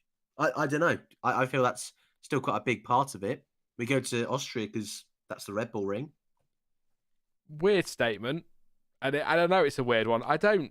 I struggle with nationality in teams. Haas are an American team, but they are sponsored by everything Russian. Mercedes are a German manufacturer, but they're a third owned by an Austrian and a third owned by, I think, a British company, Ineos are. They're based in the UK. Red Bull are Austria, based in the UK, powered by Japan.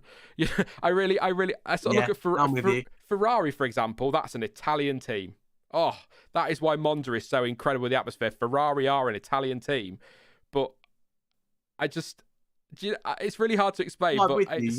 I'm not trying to be funny with teams and their nationalities, but Aston Martin, a British team based in Silverstone, powered by Mercedes, who are a German manufacturer, owned by Canadians. It's really, it's not the same as Lewis Hamilton, British, Max Verstappen, Dutch, Fernando Alonso, Spanish, for example. So I think that's maybe why there isn't the draw. Because I would argue Alpine are a British team, and Red Bull, and McLaren, which they are. And then Alfa Romeo, Sauber, whatever they decide to be whatever day. Yeah, weird.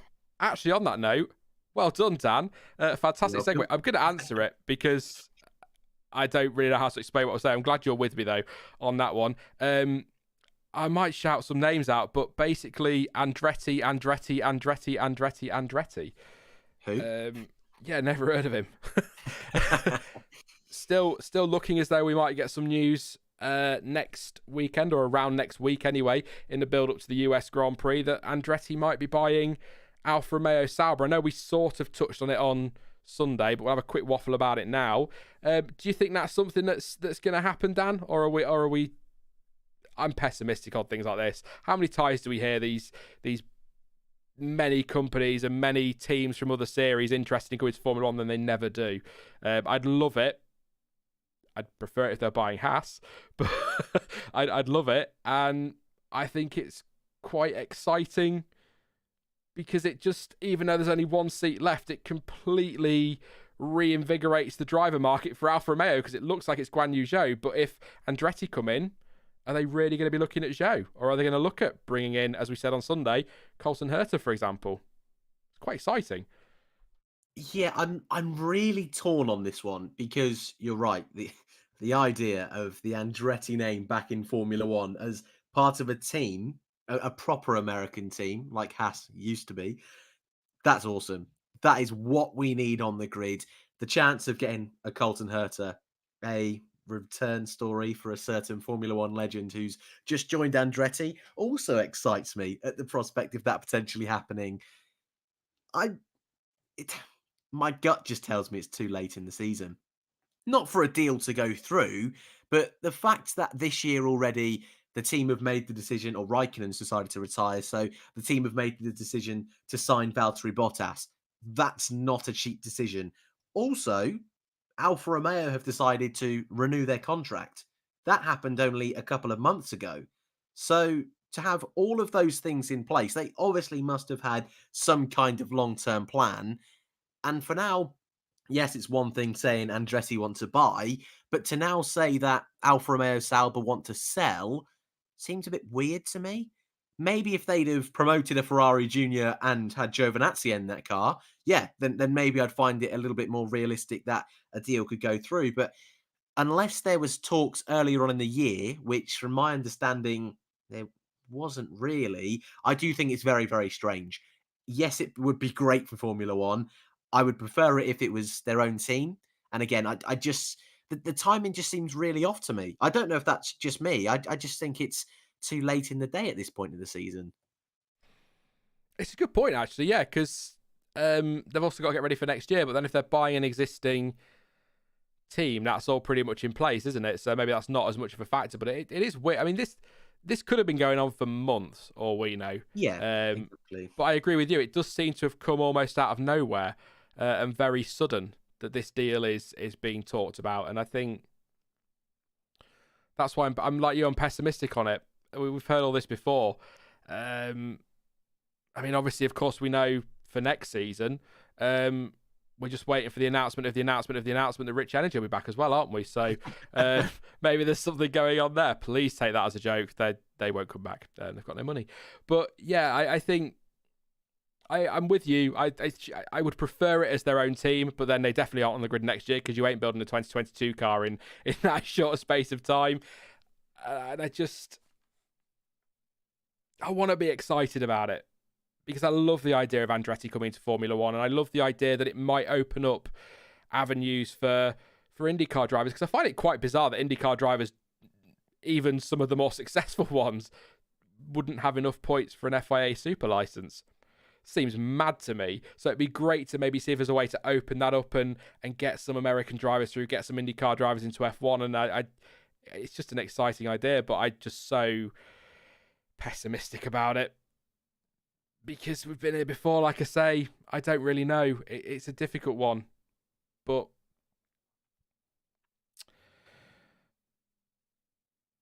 you've got me thinking, Dan, because the Alfa Romeo point, they have signed a deal that keeps that partnership for next year. So would Andretti come in and just effectively be a title sponsor for a year? Andretti, Alfa Romeo, Sauber, Orlen, Candy Floss.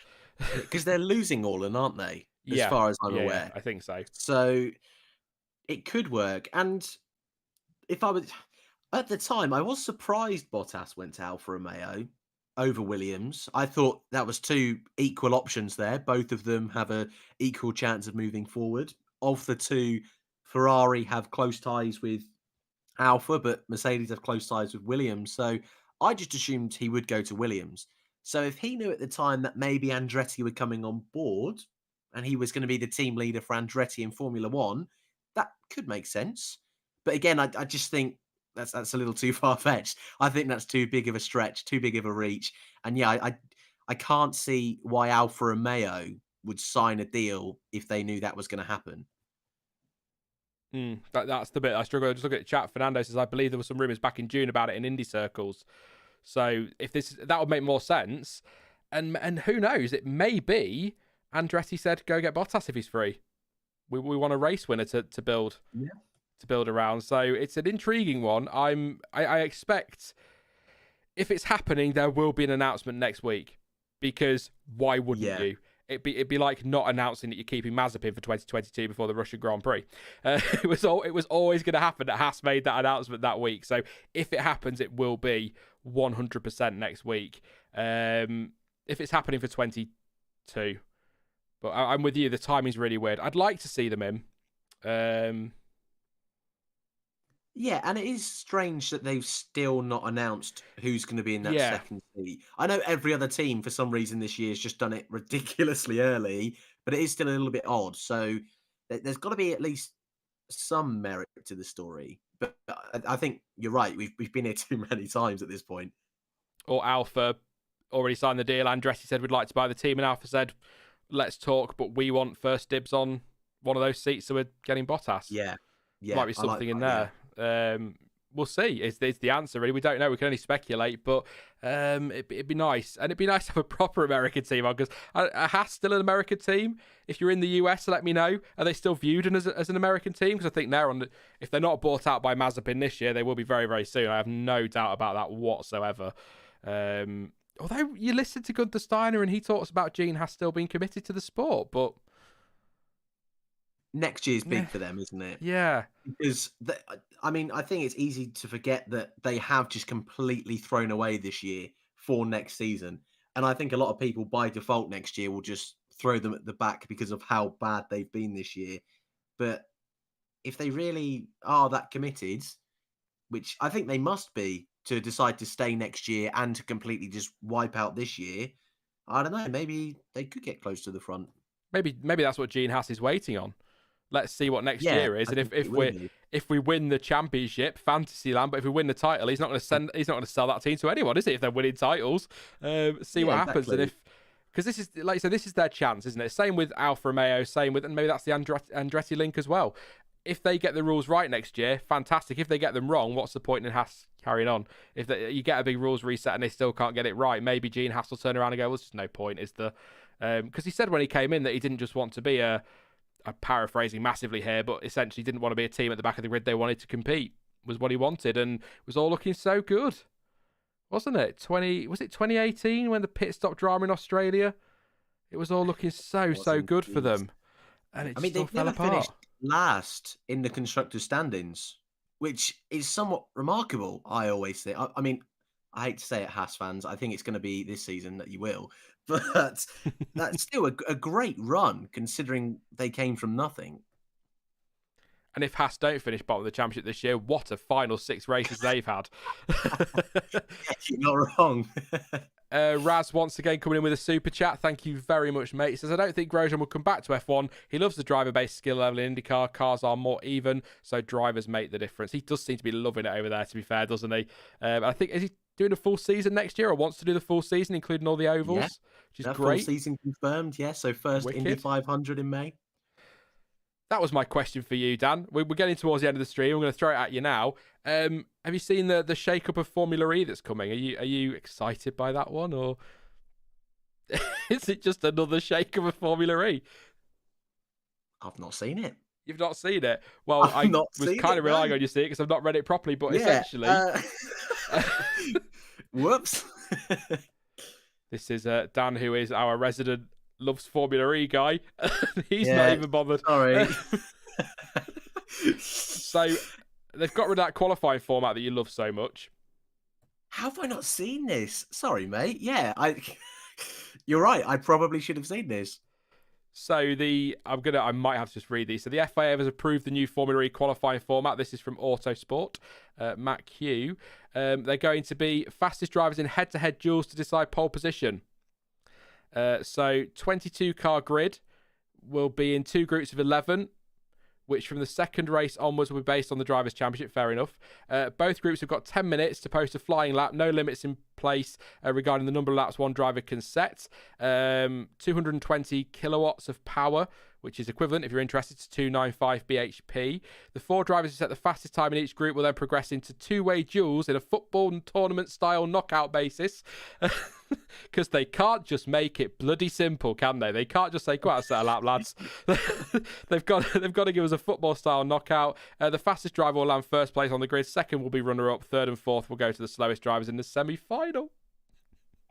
I can see it now. I've got a picture up. My thoughts on the old quali is that it was horrendous. It was. And I said to you last week after the stream, I think that's a big reason why a lot of the teams are being put off with Formula E. It's just how terrible the qualifying was and how it would just make a random grid just for the sake of being random. So, judging at this new format, it's weird. It's very Formula E. It's it is, isn't it? That's very exactly weird. it. I'm happy to give it a go. This looks better than what we had. Still not as good as Formula One, and I think that's a take for Formula One fans. Don't fix it if it ain't broken. So sprint quali, yeah. This is odd. Yeah, I will reserve judgment because I was also a little bit nervous about attack mode, and I think that does actually work quite well for Formula E. But it's weird. So, yeah, sorry about that, mate. I should have done my homework. That's all right. There's also a new race format as well. Has been cleared by the World Motorsport Council. I'll read it straight from the FIA page. It includes the compensation of the safety car or full course yellow periods with the addition of time instead of an energy reduction. So we're getting knockout style qualifying tournaments and extra time in races. So I assume that is to try and prevent what happened last year in Valencia, or this year in Valencia. By adding time on at the end rather than reducing it. So for those interested, 45 seconds per minute of the full course yellow or safety car periods will be added to the 45-minute race time. If a safety car or full course yellow period extends into or occurs during or after minute 40 of the race, it will not be counted for the extra time calculation. What a sport. At least they try things. I'll always give them that. Yeah, that is true. I mean, yeah, I'll give it a go. I'll try and be positive. It wasn't a great season last year for Formula E, so they've got some work to do. Also worth noting, actually, Formula 2 and F3 also have their calendars. I'll fly through these quickly, then take a couple more questions, and then we will wrap up for the evening. So F2 will be teaming up with F1, yeah, for the first 2 races. So Bahrain and then Saudi Arabia, same dates as F1. Obviously, then they're going to be doing Imola, Spain, Monaco, Baku, Britain, Austria. This is so much better than this year's calendar. Hungary, Belgium, Netherlands, Italy, Russia, and Abu Dhabi. And then Formula 3 will race on the same weekends as F1 and Formula 2, and they are Bahrain, Imola, Spain, Britain, Austria, Hungary, Belgium, Netherlands, Italy. So we've got a triple header to end Formula 3, which will be quite exciting. And the good news, if you follow the junior formula, it's semi-back to normal from next year. So both series will race alongside each other, as I've already said. 1 practice and 1 qualifying each, plus 2 races. Qualifying will set the grid for Sunday's race, with the qualifying result being reversed. Top 10 for F2, top 12 for F3, for Saturday's race. So basically, it's back to the 2 race weekend format. Sprint on a Saturday, though, and feature on a Sunday. So that's really... They've gone back to the 2020 format, haven't they? The old format, and just put the feature on a Sunday and the sprint on a Saturday. So thank God for that. Yeah, I know you're happy with that, Dan. I know you are. Very happy with that. I mean, I think it's the longest Formula 2 calendar ever. Yes, 14. 14. That's a lot because, of course, they're going to do 2 races every weekend as well. So that's much better for them because this year's been a nightmare. I think one thing I'll just quickly note is this suggests to me, the F2 and the F3 calendar suggests to me that maybe W Series isn't going to follow Formula One this year unless they just do the really bizarre and out there circuits like Canada, Miami, and I can't see that happening. So I think that could be off for next year. That's a good point, actually. Yeah, I was trying to have a look now. I mean, there's some spots, but all the spots are mainly the big flyaways, aren't they? Yeah, which W Series don't really do they? I'll keep an eye out for that. That's a very good point, Dan. If anyone has any news on W Series, let us know. But yeah, that would be.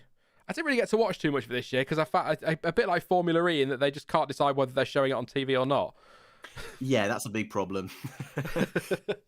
So yeah, that's a great point. Dan. I hadn't even thought about W Series there, which is a shame. Dylan says F3 has new rules. No, Formula E. That's the electric one. Why Miami to Montreal instead? They burn up the world's supply of diesel and jet fuel to transport around the world in the first 5 races. WTF, sustainability, my arse, says MK. And now you've said that, I need to go watch the Royal Family, my arse. That was my impression, by the way. Couple of questions there. We'll take a couple more, and then we will wrap up for today. I'm really keen to know who gets the Alpha seat, says Oksana. I'll turn that into a question. Dan, who's going to drive for Alpha alongside Valtteri Bottas next season? You can't pick Grosjean. How did you know? I do think it'll be Oscar Piastri. I think I was almost got him Alpine there. I think Alpine will find a way. And I don't dislike Guan Yu Zhou. I don't, as you all know, I really don't dislike the idea of Andretti, a Grosjean, a Colton Herta. But I just think Piastri's been insane this year. I think he's been one of the best youngsters in junior formulas since George Russell, Norris, and Leclerc. I really do. I think he's been a sensation this season. He's going to be the first rookie to win F2 since George Russell and Leclerc. And this is nothing against Lando Norris, but Norris didn't win it. Albon didn't win it. Schumacher didn't win it in his first season. I just can't see how he doesn't deserve an opportunity. And if Alfa Romeo, or Sauber, whatever you want to call them, they're considering a bid or whatever from Andretti, and if they need the money, I think Alpine should at least try and get Piastri in that seat. I'm sure Guan Yu Zhou's money is going to be very tempting. And again, he's not a bad driver, but I just really think Piastri is someone who's very, very special and deserves that opportunity next season. Piastri's in a really crappy position, to be honest. Terrible. He really is, because he looks good to win F2, so he wins that, so he can't race in F2 next year. If he goes to Alpha, he's only got 1 season before he's going to be dropped for probably Porsche. And then you've got, what's Alonso doing? They've got Ocon on a long-term deal at Alpine. If Alonso says, I want to stay till 2024, where's Piastri going? It feels like if it isn't at the end of this season, it'll be the end of next season. He's going to end up in a bit of a development role, and that'll be it, because where do you put him? But my question to you then, Dan, is, all right, Alpine might try and find a way, but can they find a way that matches that reported $30 million that Guan Yu Zhou would bring? That's the problem, Probably isn't not. it? Yeah.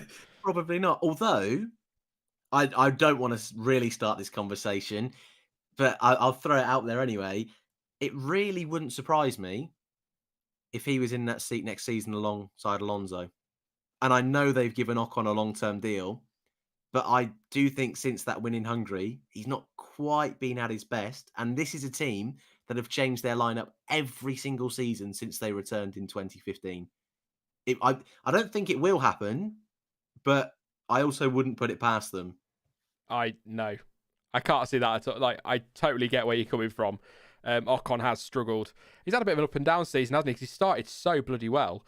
Then went in the dip, then won that race and has gone in a bit of a dip again. But because next year is such a big year for teams like Alpine, they're not going to be making last minute changes to driver lineups now. They want to make sure that they get into next season. And if Ocon struggles next year, if Alpine have got a really good car then, and I do think they're dark horses next year, especially with Alonso on board, maybe they'll give Piastri a shot for 23. But I can't see Ocon going this year, but I totally get where you're coming from. We see stranger things have happened in Formula One, haven't they? So Definitely.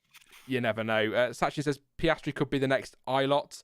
If he wins F2, he can't stay in F2. Is it a rule or something, says Taylor? Yeah, so your Formula 2 champion is not allowed to return to Formula 2. So if he can't get a seat in Formula 1, that is actually in the rules. He would have to go either as a reserve driver role with the team that back him, so this case Alpine, or he'd need to go somewhere like Formula E or IndyCar, or it's a rule that needs to be scrapped, and it's a conversation for another day, definitely, but it's a rule that needs to go because there's so much young talent out there, not enough seats in Formula 1, and although Formula 1 isn't the be-all and end-all, it's where a lot of those drivers in F2 want to be, and you can't get them all in, so taking them and dumping them in a reserve driver role, never potentially to be used again, It just seems really wasteful. So I think they need to ditch that rule and F2 champion stays on. It's just the way it is. Just the way I see it. But it's a weird. I don't even know why they do it. There's probably a really great reason. I assume just not to. I assume they don't want to clog up. That's a good point, actually, Sean. I've just answered it myself in my head straight away. The problem is then if you clog up F2 with former champions, where do the F3 drivers go? You're blocking the pipe up, aren't you? If you like, Formula One's kind of the big blockage, and then you keep letting people stay in Formula 2, and that blockage gets through to Formula 3 and slows everything down, doesn't it? I suppose that's the argument, but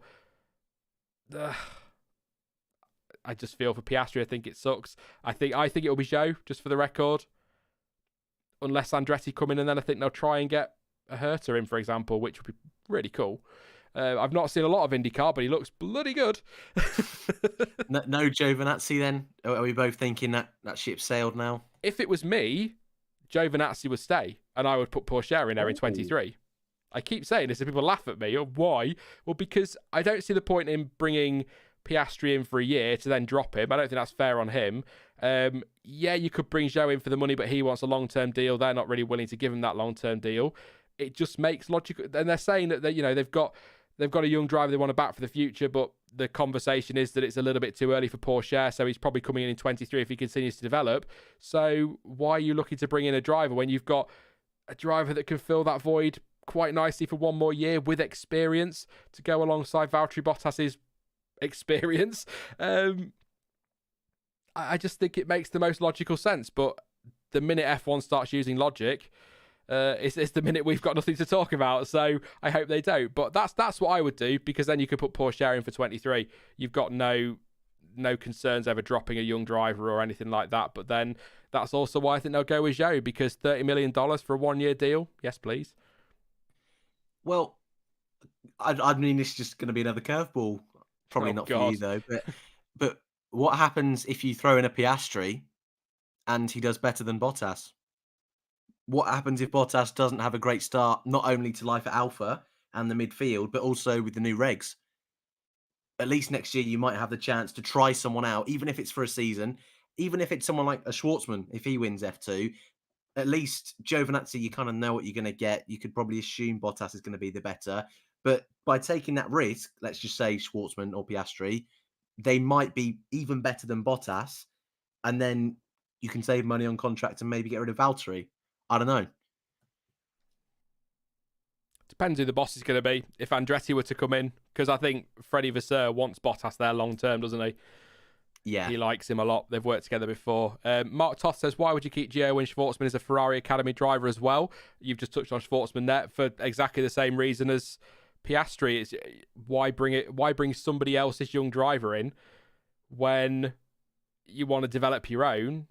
Either take some money for a year on the understanding it's a 1-year deal, then bring in Pourchaire, or keep Gio for a year and then just bring in your own young driver.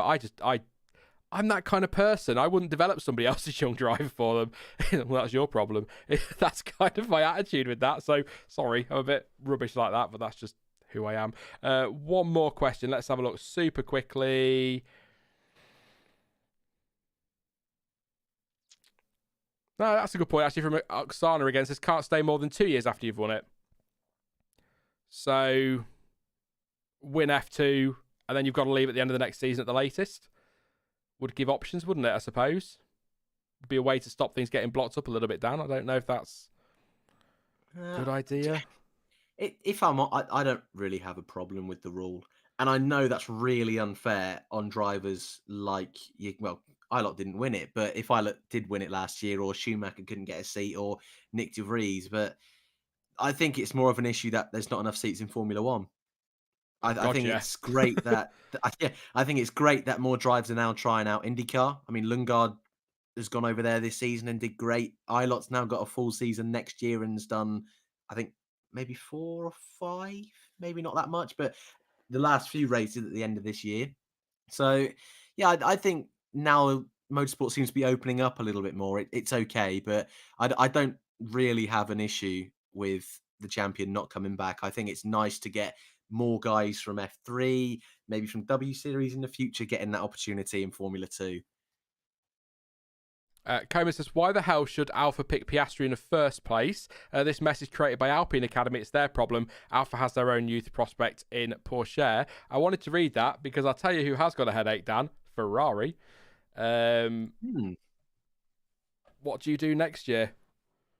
Sainz's contract is up. You've got Mick Schumacher looking promising. You've got young drivers coming through. If Sainz continues the way he is, how can you justify getting rid of him for one of your youngsters? They've got a headache coming up. That's definitely a conversation for another day, but they've got a big headache coming up. They really, really have. Oh, good point. June Dane says, did you mention Stoffel Van Dorn already during this team? I have not mentioned Stoffel Van Dorn. So there you go. Stoffel for that second Alpha seat. There we go. One final. I'm looking for a final question that we've not really touched on, but we seem to have covered most of them. So probably wrap it. Jessica says they better keep Sainz. I'm with you, Jessica. They've got to keep him. On Stoffel, yes. I mean, I don't want to keep too long. He's going to be looking for a drive at the end of next season. Now Mercedes are leaving FE. Sorry, I went into dreamland there completely. Like, just picturing Stoffel there lifting the 2023 World Drivers title. Anyway, hey, I don't think all jokes aside, and you probably agree on the Grosjean front as well, I don't think Stoffel will be back in F1 ever. But we can dream. No, I disagree with Grosjean, sorry. You have to, don't you? I was going to say you're his only fan, but I think given what happened last year in Bahrain, I think he's got a lot more fans than he used to, hasn't he? Bless him. Plus, since he's gone to IndyCar, and I think he was lovely anyway, he just seems like a really chilled out bloke. I suppose that's what staring death in the face does to you, I guess. Go out there and live every day like it's your last. Oh, that was a bit deep, wasn't it? No, I was going to say, the fact that he's actually getting podiums now, yeah, and can fight is probably a lot nicer than fighting at the back in a Haas car against Latifi. And by the way, nothing against Latifi today, sorry. I would like to see Stoff back. I'd also like to see K-Mag back. I'd probably like to see K-Mag back more than Stoff. Yeah. Controversial, to be honest. There's your last question. Noah says, do you think Haas will be competitive in any way next year? I think I'd like to see them do a massive leap up the grid, but I could see them being a little bit like an Aston Martin mixed with an Alfa Romeo this year.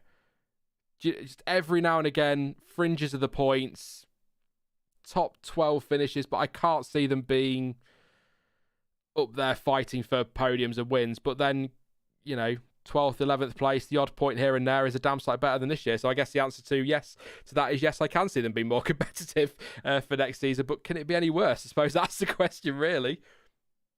Can't be much worse, can it? So, do you get what I mean? Just sort of in that little area, fringes of points. I get what you mean. You're wrong. Schumacher's going to get his first podium next season. They're going to get fourth in the constructors, so they'll be fine next year. They'll be great. I say you're talking rubbish, but George Russell's had a front row start, a P3 start, and finished on the podium. So God knows what's going to happen next year. No, I don't know what it is. Haas are weird, and I hope I'm wrong. I'd love to see Haas leap up the grid next year, and Schumacher starts winning races and getting podiums, and Mazepin only ends races a lap down. I think that'd be brilliant. I think that was really horrible. Actually, no, that would be interesting, wouldn't it? Mazepin versus Schumacher for the title. Look how tense it's got at the back of the grid at times. Imagine that for a championship. Christ alive. Haas for the title. There you go. I'm going for it. Why not? Anything you want to add then, Dan, on the calendars for next year? Any of them at all? I can't think of anything. We've had the waffle we wanted to have. Covered logistics. Covered China. I don't really think we've missed anything, to be honest. I'm interested to see what happens in Brazil. I'm hoping sprint quali is great, and I'm hoping the changes they make it fun. But I think a point you mentioned earlier, just pick the right tracks. If we really have to do it, if they are adamant on doing it, make sure it's the right tracks. Let's not be doing it at Monaco or a street circuit. they'll probably try and not do it when it's Formula 3 as well and Formula 2, and that narrows it down a lot. So I'm interested to see what happens there. I'm sure we'll get an announcement soon, but apart from that, not really a lot to add. Just trying to think, just a point now, you say try to avoid F2, F3. I'm just trying to look at what that would mean for a potential sprint. So you'd be looking at... It'd be weird. We'll be looking for a potential sprint. So where's F2? So you'd be Australia, Canada. Could be fun. France. Could be better. Oh, God. And then you could have anything from Suzuka onwards all the way up to Abu Dhabi. So yeah, no, let's have it on weekends with Formula 2 and Formula 3, because that could be absolutely terrible. Could be terrible. Mark says, I bloody despise sprint quali. Doug says Haas versus Williams for the title in 2023. I think I was a bit savage, I'm sorry. Haas will not make a major leap up the order for as long as Steiner is in charge, says Red Raven. Didn't Monza this year have F2 as well? I think you said that earlier, didn't you, Dan? Jogging my memory on that one. With the sprint quali F1 and... Silverstone. Silverstone had yeah. sprint quali F2 and W Series. Oksana says, bring Stoffel back as a Belgian. I would love it. Stoffel deserves a chance, says Jude Dane. And FE World title could still happen, obviously referring to Stoffel there from Sachin. And that's it. I think we'll wrap it up there. Jess Clark wants to know how long Alex Albon's contract is. I don't think we've got the details. I think it was multi-year, wasn't it? That's their thing. That's the thing now. It's all, there's no 2-year deal. It's all multi-year. Yeah, and they all just seem to be ignored. Like, I don't know why so many of them, like Alonso and Vettel, were kind of announced for next year. I thought it was already known. But hey, if that's how they want to do it, so be it. It's multi-year or 1+1, isn't it? Seems to be the in thing at the moment. And just finally, Sam says in chat, bring back Kobayashi. Oh, yes. that hairpin as well in Suzuka needs to be renamed Kobayashi Curve or something. Yes, definitely. 100%. We'll leave it there, Dan, because we're coming up to the 2-hour mark. Thank you very much, mate. It's been a pleasure, as always. I love a good waffle. I know some people can't stand them, but I love just sitting and chatting F1 with you and chat. So, yeah, and I'm hyped for the rest of this season, but I'm excited for next year already. Lot to look forward to, I think, except maybe sprint. Well, yeah. It could be all right. I'm sure it'll be fine. But thanks for having me, mate. I've enjoyed it as well. I'm sure next weekend, the US Grand Prix will be a lot of fun. I know it's one of my favourites on the calendar. I'm sure it'll be a late stream if you get round to doing it. So enjoy. But yeah, thanks for having me. Yeah, it'll be nice to get some races in the Americas as well, won't it? For first time since 2019.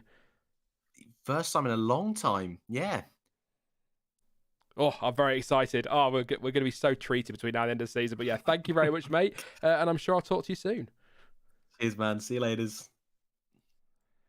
Thank you to Dan. Thank you to you guys as well for tuning in. Good old chilled stream, like I say. Why not? Somebody saying you love a waffle, which is good.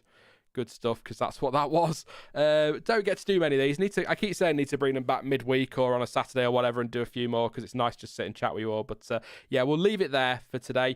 I will be back at the latest. So much I'm dying to say, and I can't. The latest will be Thursday with the USA Grand Prix preview. And then it will be that and the race reaction, I think, minimum next week. But the race reaction on Sunday, if you're in the UK, is a late one. Qualifying for the US Grand Prix doesn't start until 10 p.m.